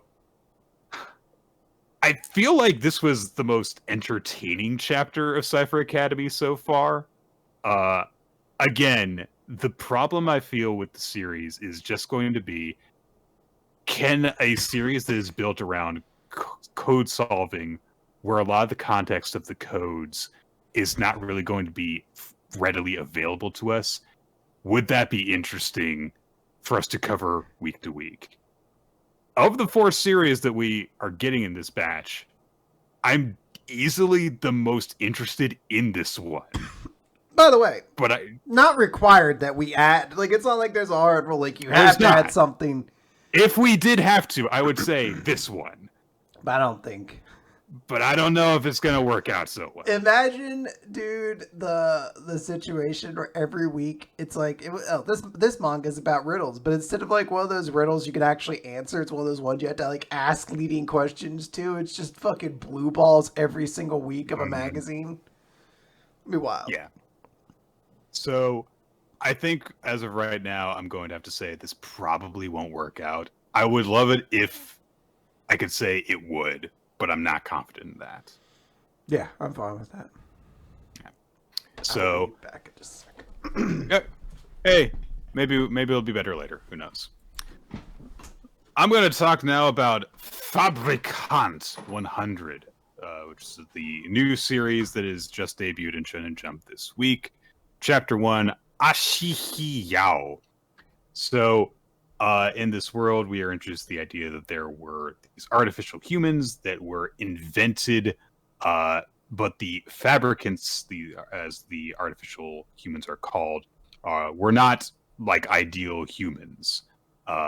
And the number of Fabricants grew and grew, and on the day the 100th creation came to life, the doctor died. So the 100th Fabricant was the last one. And as we get into it, we start off on this almost kind of like cold open. That's not the term for it, but before we are introduced to the protagonists, we are kind of like given the setting that they're coming into. We get to see the crime that they are here to solve before they arrive, which is that there's this train that is going through the countryside. A man is dining with his fiance, I think, and then a figure runs alongside the train, reaches through the window and yanks her out, and she's gone before the guy can even react. That's how quickly it goes. And eventually the woman is found later, but she's dead. Only her corpse is found, and also both of her eyes have been gouged out. So days later, our protagonists are introduced, and they're riding the same train. There is a young boy, and then there is a tall adult woman who is being very, very, very obtrusive with taking care of him, demanding that he eat in such a way and stuff. And they're making a big scene. And a woman from another table calls over to them and says, "Oh, you're very brave to be traveling on this train, or are you not aware of the incident that happened here recently?" And the kid says, "Oh, no, we are aware of it. We're going to punish the one who was responsible for it." And they start to realize, oh, wait, I think I've seen you somewhere before, because there was this well-known incident that happened relatively recently in history, which is that there was this large family that was brutally murdered. This family that had the inherent ability to retain their youth even as they grew older. So, there would be members of this family who were getting into the hundreds, and they still looked like they were just in their mid-30s. And even when they died at 110 years old, they still looked just as young as that time. But then one night, the whole family was found hacked to pieces, their corpses disassembled. The only survivor was a young boy who was 14 years old, a Shibi Yao, who is the boy who's sitting at the table here. So, but the boy is just interested in what happened recently here. So their attention is drawn over to a guy who is drinking away his sorrows. It's the man who lost his fiance. And so they go to talk to him about it to try and, learn more information. The tall woman who is with Yao is clearly not into everything that's going on. And the guy, when they catch up to him and kind of get him to talk about stuff, he says, do you know what the thing was that took her away? And it turns out that there is this estate where the doctor who created the Fabricants used to live, and he was fixated on creating ideal humans, but the Fabricants were not ideal, and as more and more of them created, as he tried to perfect them, then the doctor died, and the Fabricants were left on their own with that same obsession the doctor had to become the ideal humans. And so they thought, well, maybe the problem is we don't have the right body parts. And so they went around stealing superior flesh from humans and attaching it to their own bodies, and basically self-Frankenstein themselves. The eyes that were stolen from this man's fiance, they were more ideal eyes than the eyes that the Fabricant had, and so they replaced them. So, but the man who lost his fiance is like, but how do you know about all of this? What if the Yao family was massacred by these Fabricants to take their youth and longevity? That's crazy. Just these two things that fit. Look. There are things that steal body parts from other people, and there's a family that famously lives to be eternally young. But these two things can't possibly go together. I won't buy that. That's a bridge too far for me. Yeah. The guy looks down at Yao and he says, "Hey, look, it's not like catching the killer will bring the victims back to life." Which is a really weird thing for the guy who is in the middle of, he's been grieving for 3 days or something like that, and he's the one who has this realization and not Yao. He's like, "Oh yeah, catching a murderer and punishing them won't bring the victim back. And I was desperate to catch the murderer, but then whenever I came back to our empty home, it sunk in that nothing I did would bring her back to me. And I realized there wasn't a reason to find her killer anymore. The people who benefit from ridding the world of a dangerous person aren't the victims, and the people who might suffer in the future have nothing to do with me. So why do you want to catch these human fabricants? Anyway, I'm a shitty person, so why do you want to catch these people? Like, it's... I can see he's like swallowed by grief. He doesn't see a point to anything anymore. They go out to hang out on the back of the train outside, and Yao puts on a ring that's got like a claw on it, and he slices his arm to draw blood. And he explains, like, yeah, Fabricants have physical abilities that really outmatch regular humans, and so they can sense things from much further away. So if there's a Fabricant in the area, it will smell the blood of superior flesh. And yeah, Fabricant shows up. Yeah, like the most, like this series is like dwelling in like this darkness for so long. We never saw the monster, and then this motherfucker shows up the most anime, like, hey, what's going on there, fellow kids? Like with his hands behind his head and everything like that. You're like, this was not the tone I thought we were going with when this character showed up. You like my parachute pants? Hey, what's going on, peeps and peepettes? So he wants Yao's flesh because, he's a superior Yao flesh human being and stuff. And he's like, yeah, you're out getting revenge on all us Fabricants, right? And I want to size up tons of human parts, and with these new cool eyes that I stole, I've got a good eye for judging them. And the man says, those are Luna's eyes. Give them back. And instead, the Fabricant just like sits there, and then the woman who's with Yao dashes forward so quickly that the man doesn't even perceive it. Her hat flies off, and her hair billows out. She's got long hair, and oh man, she's got stitches too. So she is a Fabricant, and not just any Fabricant, because we get a flashback to explain that on the day that Yao's family was killed, he saw that there was only one thing to do. His mother died while she was protecting him and stuff. And he realizes, not his mother, his sister. Can you tell that I didn't really care to read this? So instead, he basically made this gambit and said, listen, the Yao family is renowned for our eternal youth and longevity. And once we turn 18, we start to age very slowly.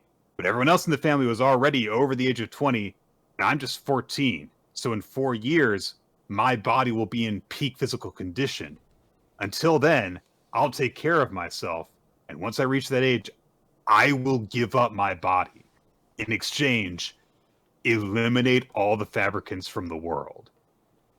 And this gambit pays off because the woman was like, yeah, that sounds good. Killed all the other Fabricants that were there, slaughtering the Yao family, and just did it immediately because, as it turns out, Fabricants have a hierarchy, and she is the 100th Fabricant, the most ideal and strongest of all of them that were created. Whoa. And, how convenient. And she takes Yao's hand and says... Well, the series is called Fabricant 100, Nick. You should figure it would come up at some point. I guess so. As long as your body is superior to other humans, I will obey you. My powers are yours, and your body is mine. Which is kind of a low poetic thing. But yeah, she overpowers the other Fabricant.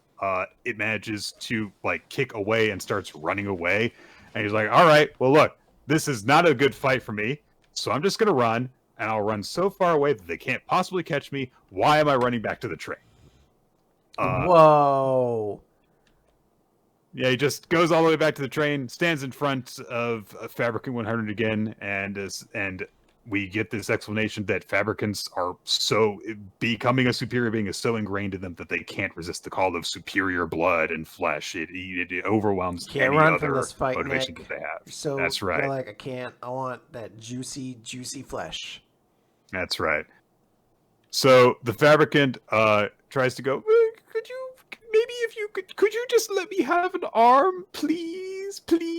And gets grabbed, and he gets punched in the face because as Yao's Fabricant says, "You're causing Ashibi stress, and that's not healthy for him." And then she yoinks out his eyes, and yep. I really wish that was the sound effect Yep. that went along with it. There is no real sound Yoink. effect. I mean, there's like the punch, but yeah, like a little like yoink as she just plucks them out. The man who lost his fiance thinks, no matter how much I wept at her grave or chased my memories of her, it didn't help heal the pain of losing someone precious to me. But now, knowing that no one else will have that time stolen from them, and he puts a little sheet over his wife's eyes and cuddles them, and I kind of get it, but it's like those are eyeballs, not the most cuddle-friendly body parts. That's why you put them in a paper towel first. That way. That's right. Otherwise, it'd be ridiculous. Fixes the problem right up. The case is solved. They killed the train murderer, Fabricant, and saved the day. The man gives them his contact information, says, "Hey, if there's anything I can do to help, just let me know." And the woman says to Ashibi, "Hey, does doing all this actually give you comfort?" But Ashibi and she says, "I think that the human was right because doing this won't bring back the dead, and you can only make up what you've lost by taking from someone else. So how about we just pick out some humans who look like your family?" Which is probably the most silly thing that happens, just this weird dark way of looking at things where she doesn't get it. But anyway, she was like, "Look, you don't need to understand what we're doing. You just gotta fulfill our promise, right?" And she smiles at him creepily, and she says, "Yep, and we'll keep on eliminating the Fabricants until the day my dream comes true. Just 82 more to go." So yeah, this is our series. We've got this kind of dynamic that somewhat reminds me of Black Butler, where we've got the young boy who has the demonic superpowered being working for them, but really the demonic superpowered being is doing it supposedly for selfish purposes because of some Faustian pact between them. Yep. This all happened. I had someone on Twitter point out to us that isn't it kind of weirdly weird that you've got this kind of thing of oh gosh, what's the term?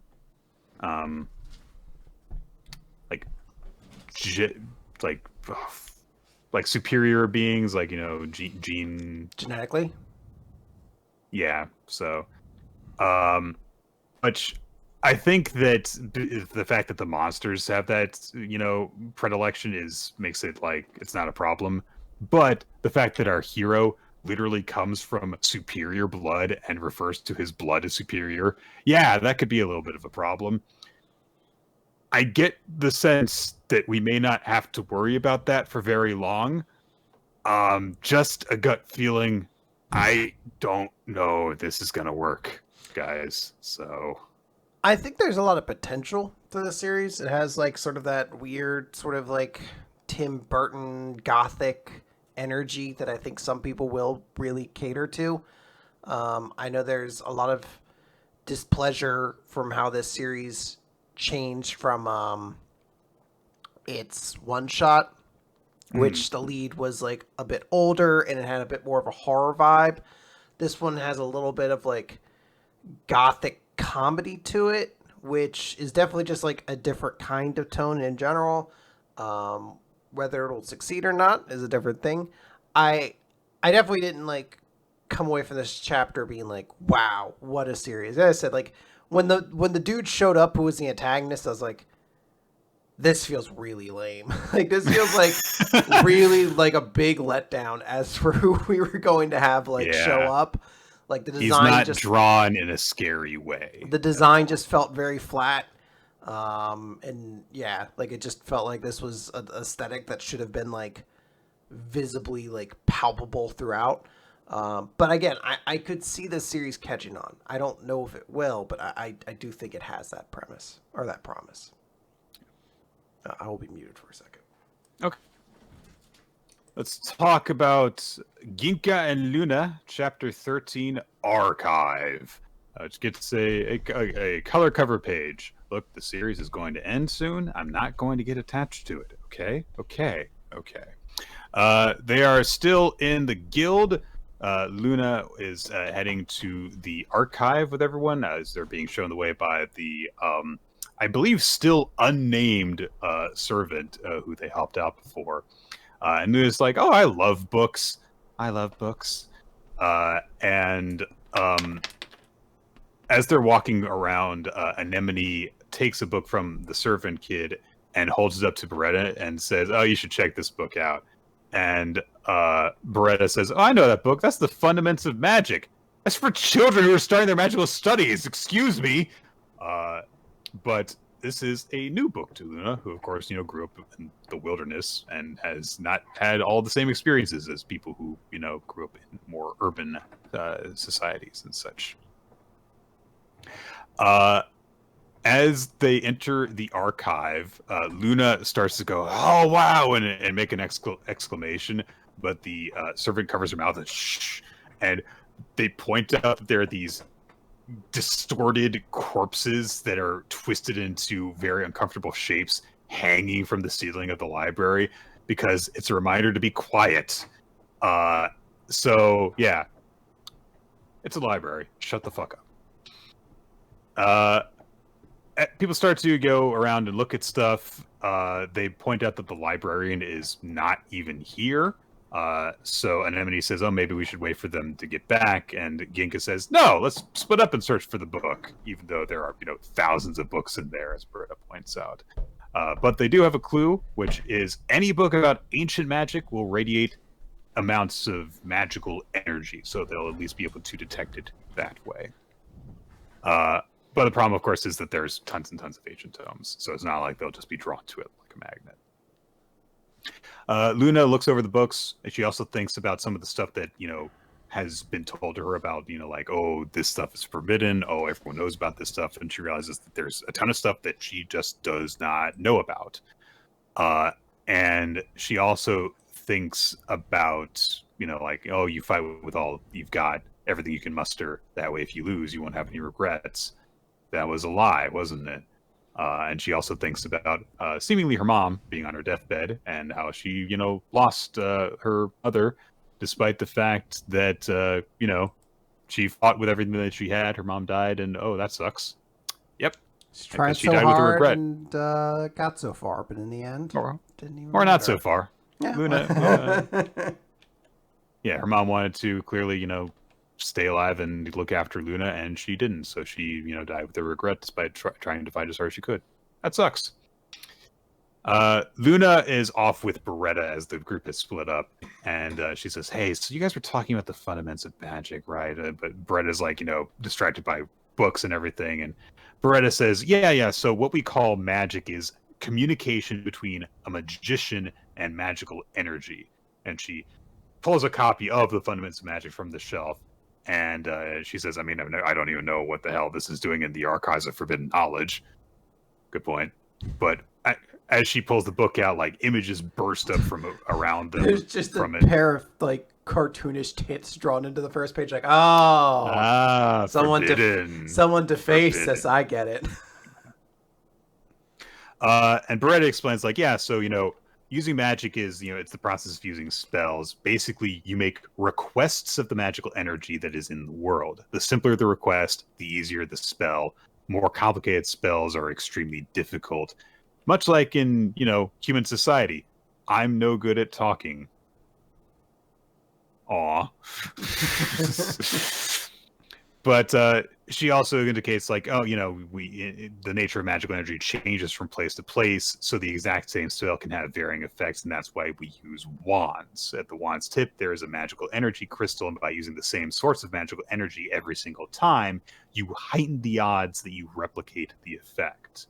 Which is, I feel like this, if we're getting, like, big technobabble parts, this is probably the most essential part. Is like, this is why you use wands in this world. This is how magic works and everything. And also it gives you an indication of why Luna's magic works differently. and with wild magic and everything. I'd like to compare and contrast this to the other magical based series with wands, Mashle, where everyone has wands except they turn into swords, except for the one dude who's just yo, fuck this. I'm gonna press mine into a fucking tennis racket and beat you up with it. And this whole system is with the wand magic is Varokian magic, which has been name dropped before. But she says, like, look, all the stuff in this book is just, how to use simple Varokian magic. Even a basic like me can do it. Then a person arrives. It's a tall woman who's got an eye patch sash thing. It's like a bandage kind of style eye patch, and she starts talking more about Varokian magic and stuff. And Luna, after she says a little bit, says, "Yeah, who are you?" Introductions first.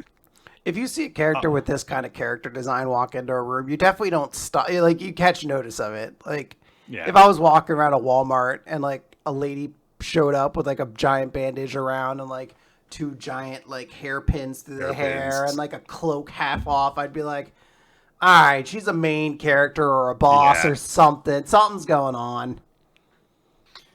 She introduces herself as Hera. And she says, "Yeah, I couldn't help but interject because I thought your conversation was interesting, but I feel like this is like a more accurate term for Varokian magic is actually stripped down. They've been compressed into something akin to mere words. But in the old days, spells were closer to poems. The basic incantation of sword, arrow, shield was originally a poem that extolled a hero who gave his life for his country, and in the era which such spells were poetry, the hero's image must have filled the magician's heart and granted them power." She's like, "Yeah, and it's thought to have been a far stronger spell back then than it is today. Just look at the book itself. The Fundamentals of Magic is a mere textbook nowadays, but this first edition is infused with magic, and at this point we have no way of knowing what its creators intended by weaving such magic into it." But I think it's a beautiful thing. Yeah. Anemone and Luna are like enraptured by this whole thing, but it feels like some tidbits in that are also going to be important later of this makes it easier, but this could be more, if it's more difficult, then it's going to be more powerful and all that stuff. But it's put into much very, very solid terms of like the recitations are more complex and everything. They thank her for the explanation, and she says, "Okay, and now let's put this book back." And Anemone is like, yeah, that's great. Oh, by the way, Miss Hera, you put the book back in the wrong place. And she goes to move it, and Hera grabs her wrist and says, "It's fine where it is." And they start to get a little bit weird. You look, they're like, "Oh, this is kind of weird." But Hera says, "I'm sure you've wondered yourself, why two must always follow one?" And she rearranges the books a bit, and they're just in a random order now. And she says, "Isn't it beautiful this way?" And Luna says, "Won't the next person who comes by be confused?" And Hera says, "Would not the sky be more beautiful if it were yellow?" Which is a great quote out of context, I feel like. It's like, what are you talking about? You're like, if it didn't come from a person who's going to be in moments be revealed to be like a skeleton monster. Yeah, she grabs Anemone and says, "You're beautiful in this form, but without a head and arms, you'd be more beautiful still. Oh, this might be a bad thing." You're like, oh, I'm starting to think she's not on our side. This isn't like a team on our side. Anemone has come across this, and she's hiding around the corner of one of the shelves, and we get a brief little flashback that shows that this is the master that Anemone's had problems with, Master Scheherazade. So Hera's in the middle of her name. Scheherazade. Yeah. So Scheherazade says, "Why should the world be as it is, and not how I wish it to be?" And immediately she realizes, Luna is actually a magician, and she says, "Tell me, between us, where is he, and who are you to him?" Luna has kind of this blank expression on her face, so she says, "If I tell you, will you loan me that book? The book that's hidden under your belt, throbbing with magical energy? Let me have it. Goes to like do a hip toss or something like that and whip around, but as she snaps around, her arm falls into pieces, like perfectly cut pieces. And then when she whips it back, her arm is whole again. And she squares off with Scheherazade, who says, "Oh yeah, I've already checked out the book you want. However, the rules don't apply to magicians. If you want this book, come and take it from me. Only do so quietly." Now, Nick, do you know there's a famous Scheherazade card in Magic the Gathering? No. It is banned in every format, I believe. Let me see. Well, the reason it is primarily banned is because when you play the card, you play a second game of Magic with everything you had left remaining in your deck. Oh, and then whoever loses I that remember game loses like half their life or something like that. And then you start again. Yeah. Or you pick up where you left off. Yeah, you have to start back over basically. The reason why I bring it up, there is famously Magic does some of these comedy sets where like they really kind of play with the rules of the game. And there's an official like multimedia company called Loading Ready Run who gets to do like their official pre-releases. So they did one for that silly like goofy set. And while they were doing it, one guy played a card that's like, all right, you, a single player, now become two players. So you split your deck in half, you give it to somebody else, and they play it. And they started doing that, and then their opponent was like, I get to bring a card from outside the game. I want to play Scheherazade. And they're like, you motherfucker. You have no idea what you've just wrought on us. Like this entire production company. They didn't swear. Obviously, they were just like, we can figure this out. But it was like so much work had to go into just being like, how do we even process? We've got to have two 2-on-1 games going on. Yeah, exactly. Like eventually it gets to the point where it's like, can you even draw 7 cards out of your deck? You're like, just barely. Like it's not gonna last very long.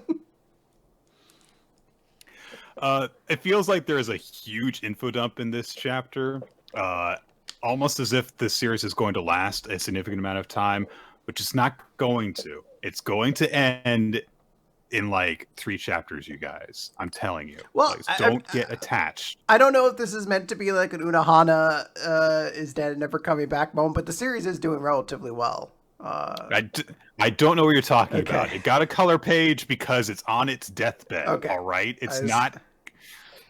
I want to check because sometimes we do get these things, and then they do end in 3 chapters. So that is entirely possible. And again, I am in half joking mode, but I'm also saying this because I need to have that part of me prepped. So, and that's fair.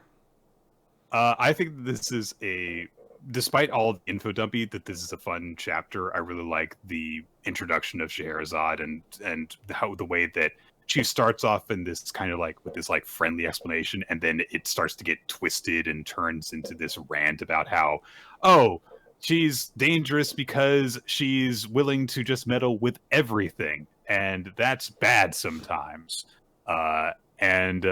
Now we've got Luna squaring off against her, and hey, maybe this will be an actual fight, which we haven't actually gotten in Ginka and Luna in a little while because things keep on like being a short spar and then they're interrupted, and they just make good with each other, which again might happen. She seems to be the librarian of the archive, so we'll see if Luna just has to like beat her, or if they fight for one chapter and then they're like, oh, okay, I'll give you the thing. Yeah. All right, let's talk about the big new series. Ichigoki is under control. Do we just want to add it now? Like, let's take out the ceremony of like. No. I can't do this. Okay, I can't muster interest in this. I just can't. He's got a stupid face through this chapter, and a guy breaks into the school because there's still a hole in the wall. Because there's a hole in the wall, Nick. It's continuity. What does he want from them? Why is he holding the school up? What's he trying to get?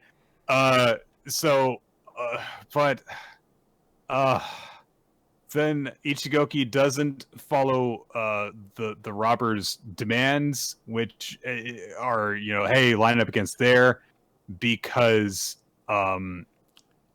science girl. I don't care. She's like, no, he's gonna rob us of our youth. This is a sit-in, and she's trying to do something, but she accidentally stumbled into a panel inside Ichigoki's head.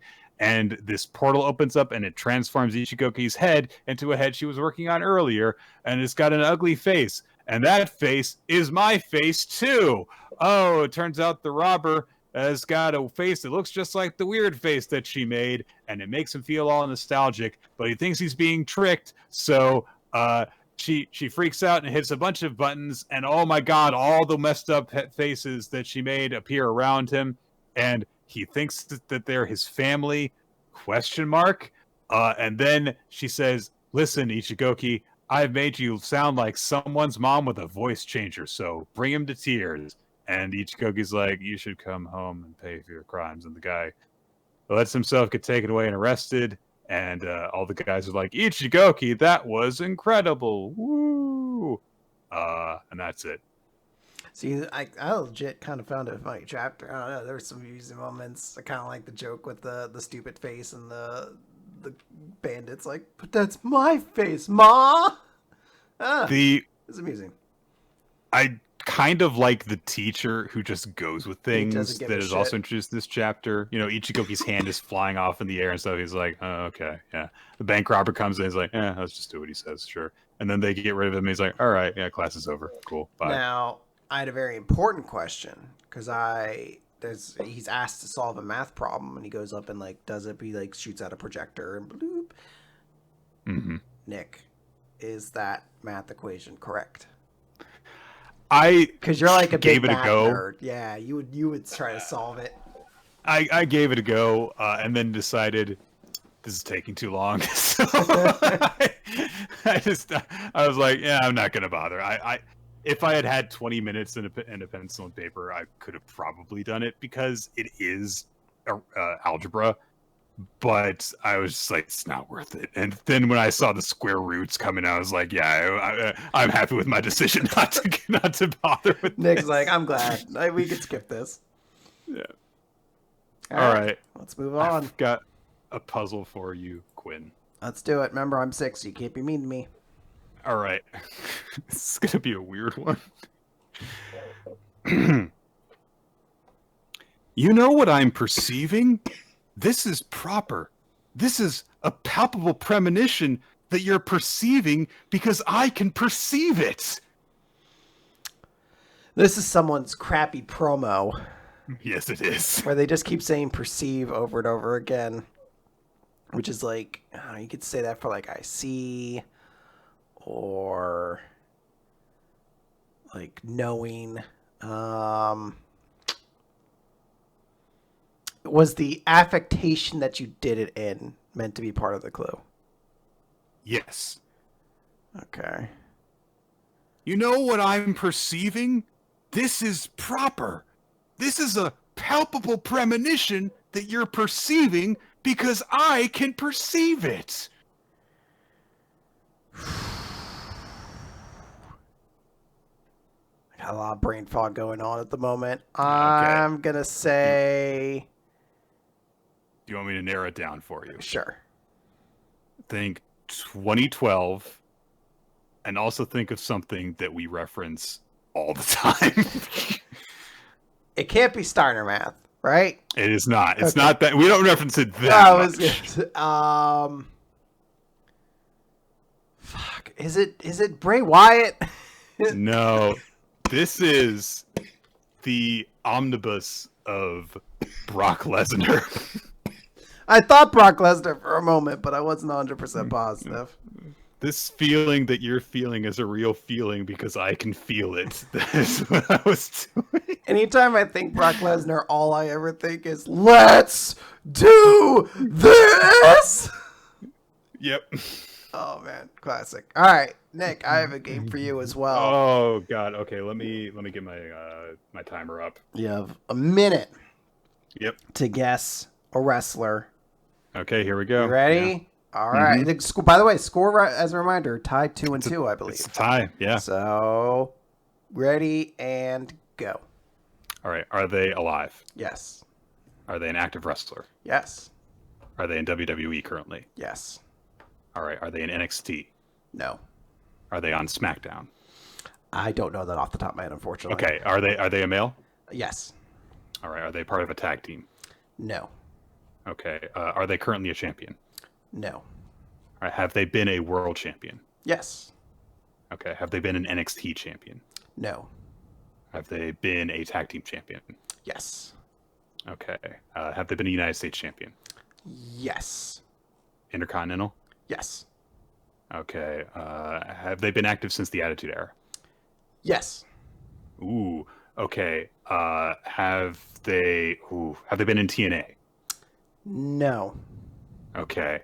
Are they a Hall of Famer? I'm not sure on that. Okay. Have they won a Royal Rumble? Let me double check real quick on that one. Yes, they have won a Royal Rumble. Okay, they've won a Royal Rumble, United States champion, Intercontinental champion, tag team champion, former world champion. Is this Edge? God damn it, get to the good part. And I'm cashing in the veto in the bank, Nick! What the fuck is this?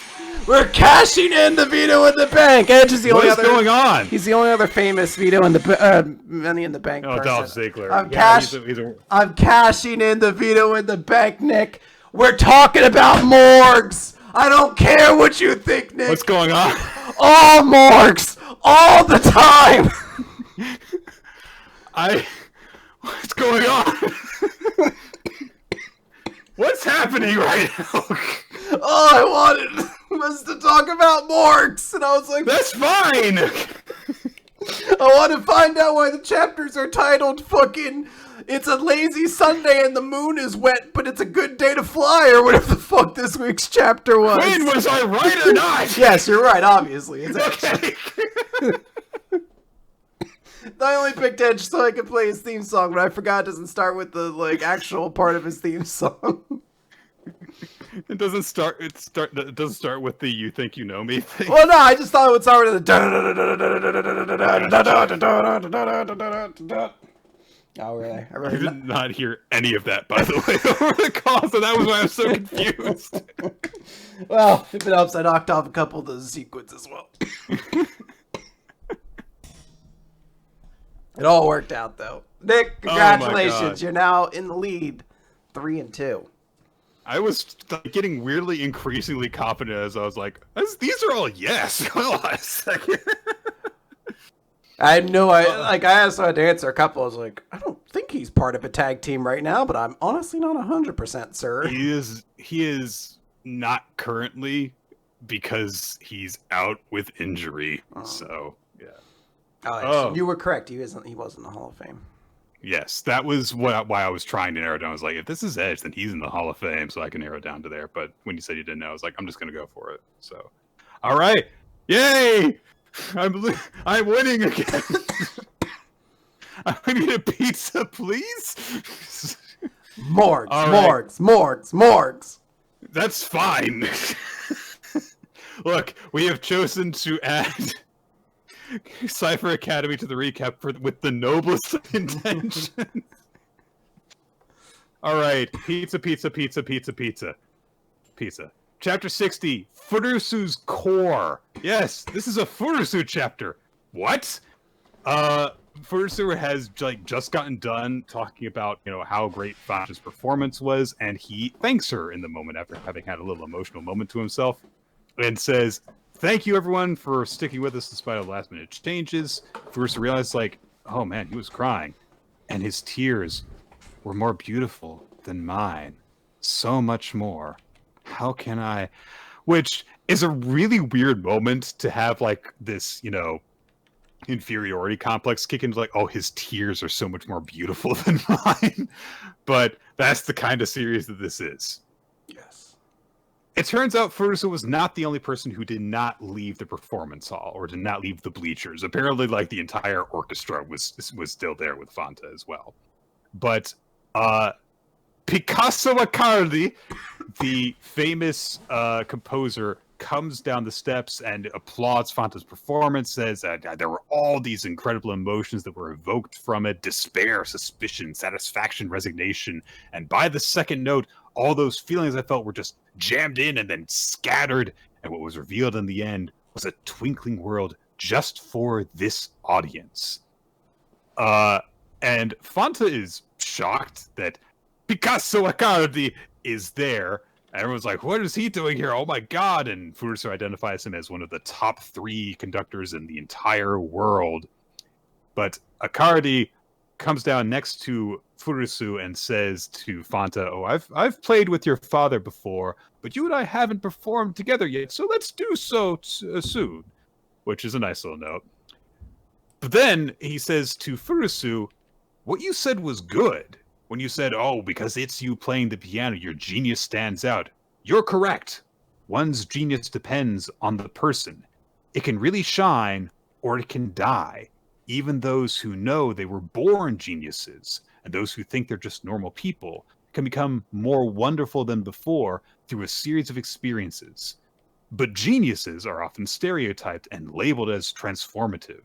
In other words, when they transform, it means that the treasure, their genius, was found and loved.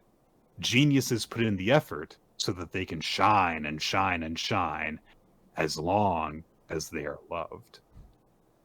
Bye! I love And he leaves. This terrifying puppet man just gives this brilliant speech, and then he turns on his heels and he's like, goodbye now! And, I mean, of course, we have context for this as well, because we just got that flashback that featured Gakuan, who was able to shine because he was loved. Even though he's an asshole to everyone, it was important that he was loved. Accardi walks outside and catches up with Dada Sensei, and he says, oh yeah, I wanted to congratulate the performer. Now, let's get started and talk about your student Lucky. So what's going on there? But back in the performance hall, Furusu thinks to herself, like, I was thinking the same thing as him. Fanta looks down at Furusu and says, hey, you're wearing Lucky's school uniform, so that means you're studying music. What are you studying right now? And she kind of freezes up, and then she gets, like, the most depressed look on her face. It is amazing how much emotion is conveyed in it, with just because it's not a very detailed face, drawing of her face, but she just goes, the piano. And Fanta says, well, maybe you're better off as a conductor, because I've performed with a lot of conductors, and there are some who can, like, dispel nervousness, and what you said to me just now, it kind of felt like that. And Furusu says, wait, you mean you get nervous? No, I don't get nervous, but it felt like you dispelled nervousness. So Furusu says, well, maybe I'll try conducting. And I guess I would have to switch my major. And Fanta, says, oh, you could ask if there is a conductor teacher here. Because, they're in a college full of students, of musical teachers and students and everything. And then he leans over the edge of the stage and extends a hand to her, and they kind of shake hands. And Furusu thanks him. And as the chapter winds down, Furusu narrates, I love listening to amazing performances, and if I could listen to those kinds of performances up close and have the talent to listen and create music together, and if that inexplicable feeling could become my conductor's baton, I really, really want to cherish it. And that inexplicable feeling is what she saw during the performances, just that scribble that had no form, and now she feels it kind of take shape into a conductor's baton, potentially. And Fanta kind of walks with her over to the orchestra and says, by the way, what's your name? And she introduces herself. So, hey, Furusu is taking a step forward in a new path. Yeah, it's good. I think it's a great direction for her. I'm glad to see she's getting some focus. I'm very curious to see where this goes because it almost sounds as though, like I was like, oh, well, she could be like Lucky's composer. It's like, well, it doesn't sound like what her conductor. Doesn't Like, seem like doesn't it. sound like that's what she's gonna do. No. I mean, she was kind of introduced as Lucky's first rival in the series, so it's possible that that dynamic could be revived in a new form. Very much so. Yeah, it's a cool chapter, and I'm really glad that we've got something for Furusu to do besides just sit back and be amazed by people better at playing piano than her. Yeah. So we already have Sadame. We don't need more.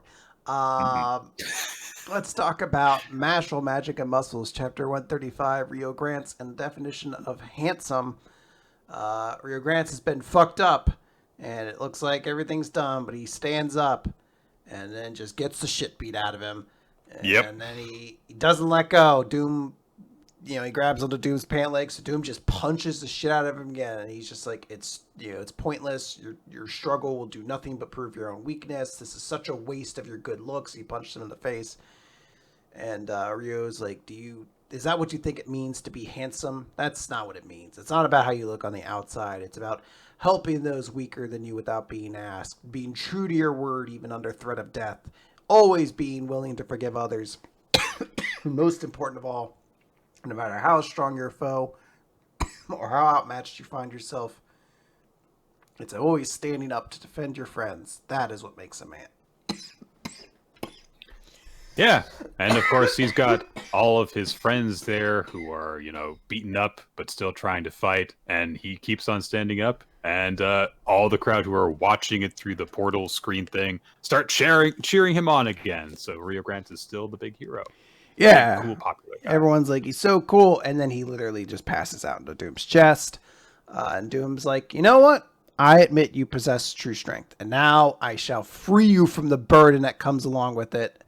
Just as the sword is about to come down, what should happen, Nick, but the classic MASH moment of a door getting kicked wide off its hinges. Boom! This time it's for dramatic purposes. MASH is there. There's a big 2-page spread of MASH descending like these just battle-abused staircases as everyone kind of watches on. MASH is like, made it. And of course, all of his friends are just like, yeah, barely. What took you so long? And we see the group back at Melia Ghoul's place, Melia Dula, whatever her name was. They're all just like, fuck, we're going to feel this tomorrow. This was exhausting. And MASH walks up to Rio Grants and is like, have this and feel better, and drops a cream puff. He's like, it's a cream puff, only half eaten. That last detail makes that joke. Like, he clearly, like the Goku sensu bead moment of just like, you need to feel better, but I did eat half of this cream puff on the way here. And he drops some cream puffs off for everybody else, and then he just says, you can leave the rest to me. We get a big 2-page spread. MASH is back, Nick. Wow. Yeah, it's been so long. We've been without MASH for a while. One thing I want to note. Doom says, oh, this is a waste of your handsome looks. He's blind. So is he sensing how handsome Rio Grant is every time he punches him in the face? He's like, ooh, this curvature. You're sexy. Now, I believe it's because Ryu has just been proudly pronouncing how handsome he is every couple minutes. Can't be it. But I do love the idea that he is like reading the curvature with every punch, and he's just like, ooh, oh, is this golden ratio you have going on here? That's exquisite. All right, let's go on to the Elusive Samurai, Chapter 89, Minot, 1335. The wild experimental soldier guy is fighting with Kojiro and pushing him back. And Kojiro's like, oh man, I managed to beat Shibukawa, but how am I struggling against this spindly guy? So Hoshina's observing this fight, and he descends from his horse and is like, I'll start fighting this guy. Kojiro is like, no, come on, this guy's mine. And Hoshina has to be like, come on, you don't fight him until you actually know how strong he is. And look, and basically some of the soldiers are like, look, you don't have to just carry all of the burden of helping out your lord. It's okay to rely on us too. And Hoshina starts fighting with the soldier, and he also manages to cut into his chest because, as it turns out, he's really good at sword fighting. Good to know.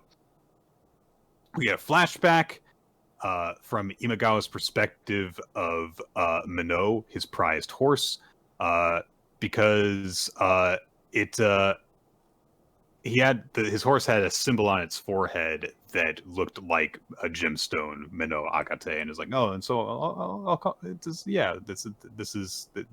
That's what I'll call you. And he was like, oh, I've always loved horses, and I know how to spot a good one. He looked much more innocent back then and didn't wear a horse mask. He's like, you're so great. You're the gemstone of my life. Rode into battle. He was so happy. Felt great riding around on his horse, and then his horse died. Because that happens to war horses. They die in battle. It's just a thing that happens. And so Imagawa was, completely depressed over this, was just, sitting in front of his horse's grave for months afterwards until he was approached by Takegawa, who said, like, look, you're skilled on horseback. This is just something that happens. They'll target your mount. And he's like, I wish I could be with Minot again. And Takegawa says, well, there is one way for that to happen.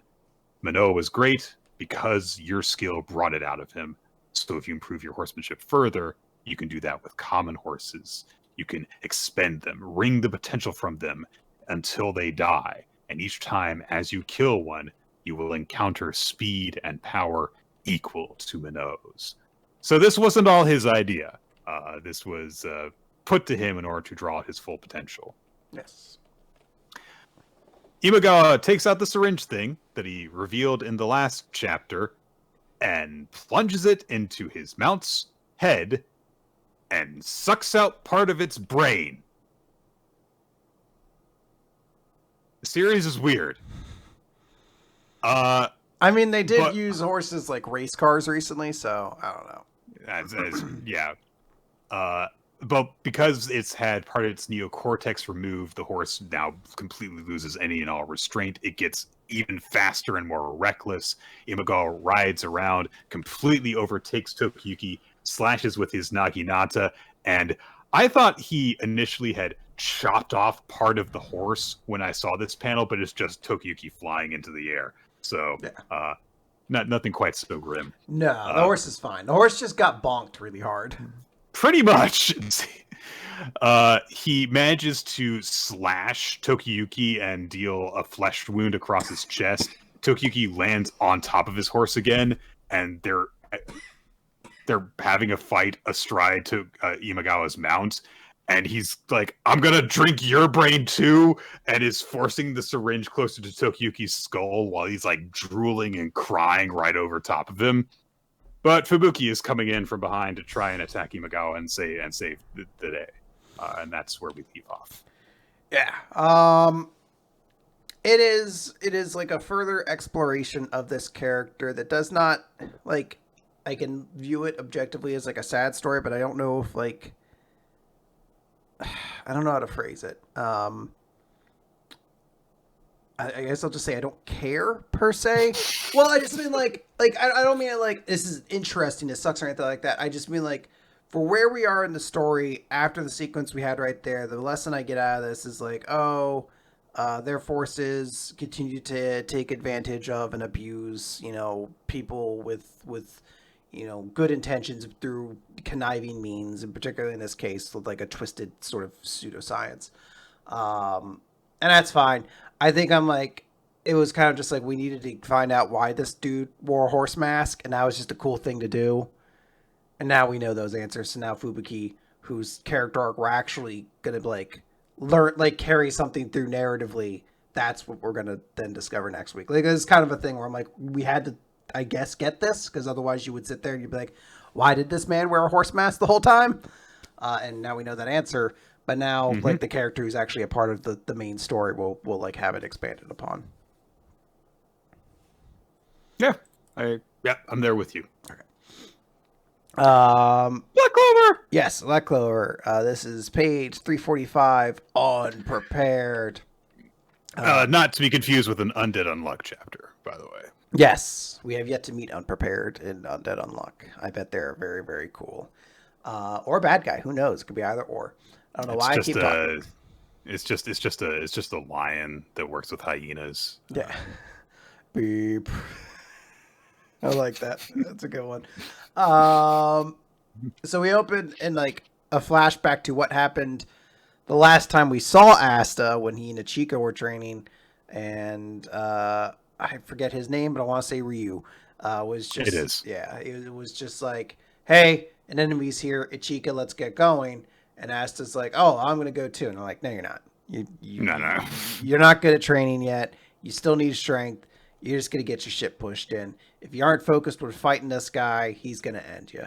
So we cut to the fight that we have been seeing Asta in, where he's been fighting the supposed strongest member of the Ryuzen 7. And the guy is activating his Zen over and over again. Yosuga, who's just like beating everybody up. Real tough. He's a super strong guy. Asta's like, holy shit. If in a Zen exchange, I would never stand a chance against this guy. And the only reason I'm able to kind of face this guy to any extent right now is because another member of the Ryujin 7, Fujito, Fujio, sorry, there was no T in there. Fujio is playing a little bard song that's healing everybody, and it's making Asta take less damage. There was a support character off to the side, helping everybody. Mm-hmm. And now we have seen all of the members of the Ryujin 7, I believe. Yeah, it's good that not all of them are just like the same type of fighter. Yeah, where it's like, I've got a sword. So, no, there's just differences. My sword is a guitar. So Asta and him are getting into a whole bunch of stuff.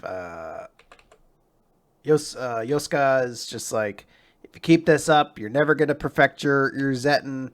You're so full of doubt. Swords don't lie. There's hesitation in the way you fight. Your convictions aren't solid. And unlike you, there's nothing my blade can't cut. I cut everything I see, no matter what.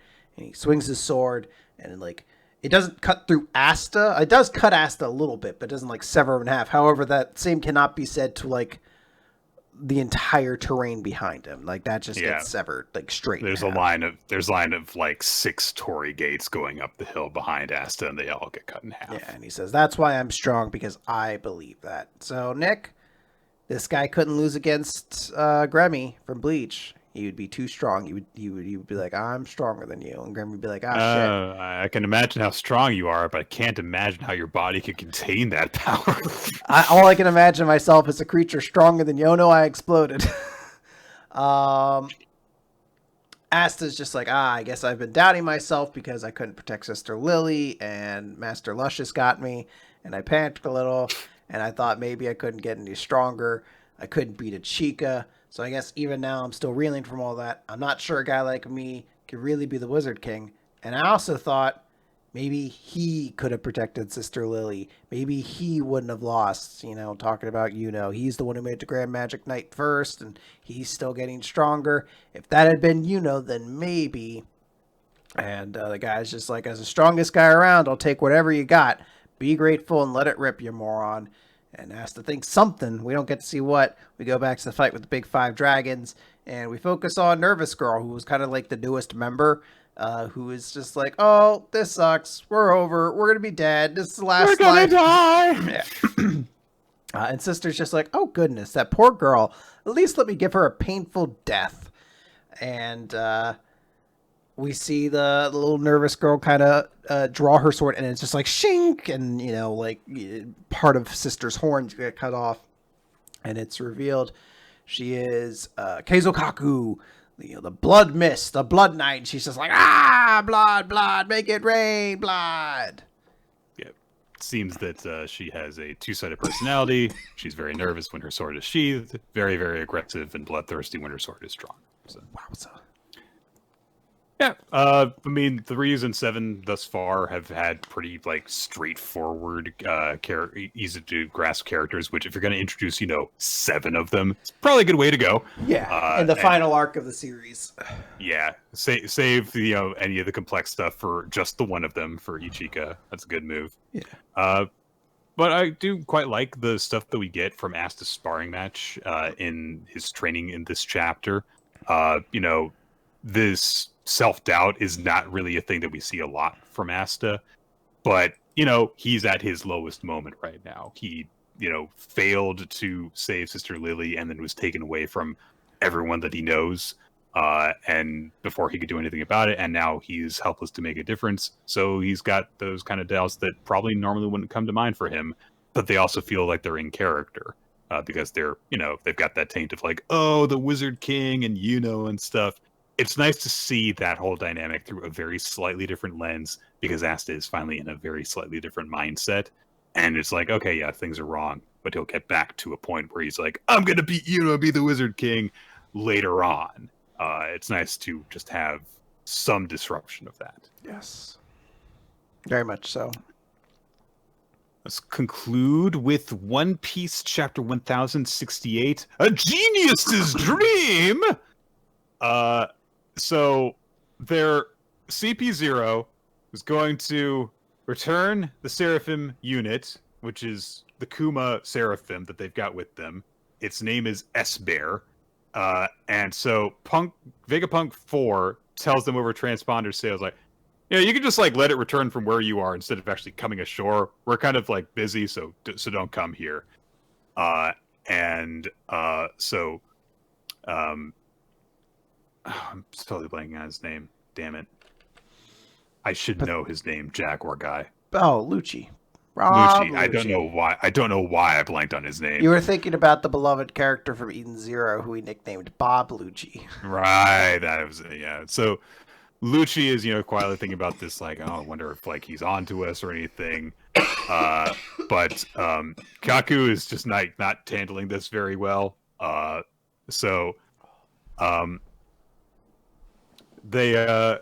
Lucci is trying to convince them, like, hey, if I asked you about the egghead disappearances, would you know what I mean? Because 2 months ago, a Cipher Pole number 5 ship went missing, and 1 month ago it was CP7. 2 weeks ago it was CP8. All the government ships that have visited Egghead in the past 2 months, they haven't returned. Why is that? And Vegapunk 4 tries to go. He's like, oh, but they left. It's fine. But Vegapunk 2 gets on the line, and she's like, hey, you saying that we've been doing something? She starts talking trash and antagonizing them. So they're trying to like just get CP0 to leave. So everyone turns to Lucci and says, what do we do?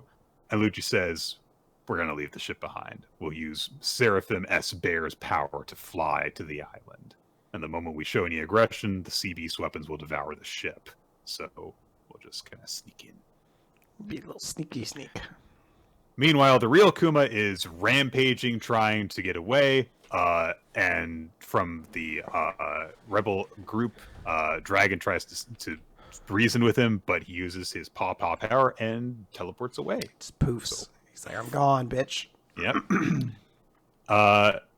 Inside the egg heap, Luffy's group is still talking with OG Vegapunk, and he says, yeah, I've been trying to get all these experiments going, and my mind is overflowing with ideas, and one day I hope to create an ideal world through science in which energy is abundant, available, and free to everyone around the globe. And Luffy picks his nose like, oh, okay. He doesn't care about this incredible idea. He's like, whatever, dog. Like, oh, you don't care about that at all? He's like, nah. You gotta talk about meat or something like that somewhere in the midst here for me to really pay attention. Would you build a giant robot in this world with limitless energy? Vegapunk says, like, oh, there's all this energy that's all around us all the time. If we could just convert it into a power that you could see and use, you would eliminate one of the greatest causes of war in the world. And one day, science will reach that goal. And again, Louis just like, oh, okay, picking his nose, just no grasp of any of this. But he does take away from this is that, well, it sounds like you're trying to make everyone happy. I'm not interested in heroes, though, so why do you want to leave? And Vegapunk says, well, yeah, I mean, the harder I strive to find the energy I've been seeking, the closer I get to the power source that moved this machine soldier, the ancient energy that gave it strength. And it's in a scientist's nature to want to peek at the answers. If I were to undo the veil wrapped around that forbidden history, what might I find underneath? And carrying on my friend's will, I find myself treading further into the depths of... There's a huge explosion, so that kind of snaps him out of it. And Vegapunk says, yeah, I've been exploring a little bit too much, and now the government's going to try and get rid of me. Like they got rid of O'Hara. So that's what's going on. That's why CP0 is here, at least according to Vegapunk. They are acting, of course, exclusively on the orders of the Celestial Dragons, and they are here. And so CP0 come into the place that we have seen, Luffy and all the rest of the Straw Hats interacting with the holograms and clothing dispensers and everything. And also Vegapunk 4 and everyone in Nami and Usopp and Sanji's group see them on the monitors and everything like that. Vegapunk 1 starts issuing orders to try and deal with the invasion of CP0, saying, okay, send Atlas back to the lab, mobilize these other Seraphims. You know which one he's talking about? No. All of them are connected to one of the warlords. Okay, so Snake is Hancock. Yep. Hawk would be Mihawk. Yep. Shark. Oh, which one would be Shark? You should know this one. They're probably the most prominent member of the warlords. What, currently or as far as we would consider them, like as far as we have a connection to them.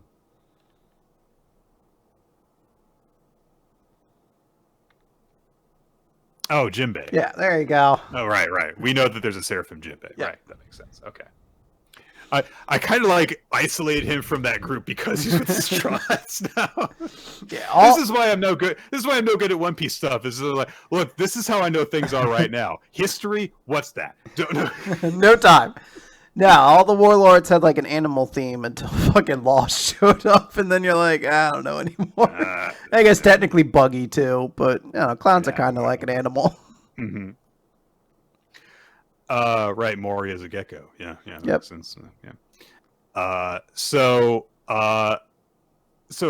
Vegapunk says straight up to Luffy, is like, yeah, so can I go out to sea with... Sorry, I got distracted. I was like, I guess Blackbeard also wasn't really one either. Not really. Vegapunk says to Luffy, is like, oh yeah, I want to go out to sea with you. And Jinbei points out this would be like a huge international scandal if we just did that. But Luffy says, why not? You look like you need to get out of here. That's it. And Vegapunk says, like, look, everything's going to descend into a battlefield here soon. So I'd like you to take Bonnie to the lava phase above the clouds. See you up there. And then he turns invisible. Makes sense he has that technology, of course. Then CP0 and their group are being attacked by quote unquote giant monsters, which initially freaks out Kaku because like, oh my god, it's like a space monster. But Stussy has realized right away that it's just a hologram. It's fine. It's nothing. And Lucci kind of points out, like, you seem to know a lot about this place. And Stussy says, I haven't been here in ages. Ooh.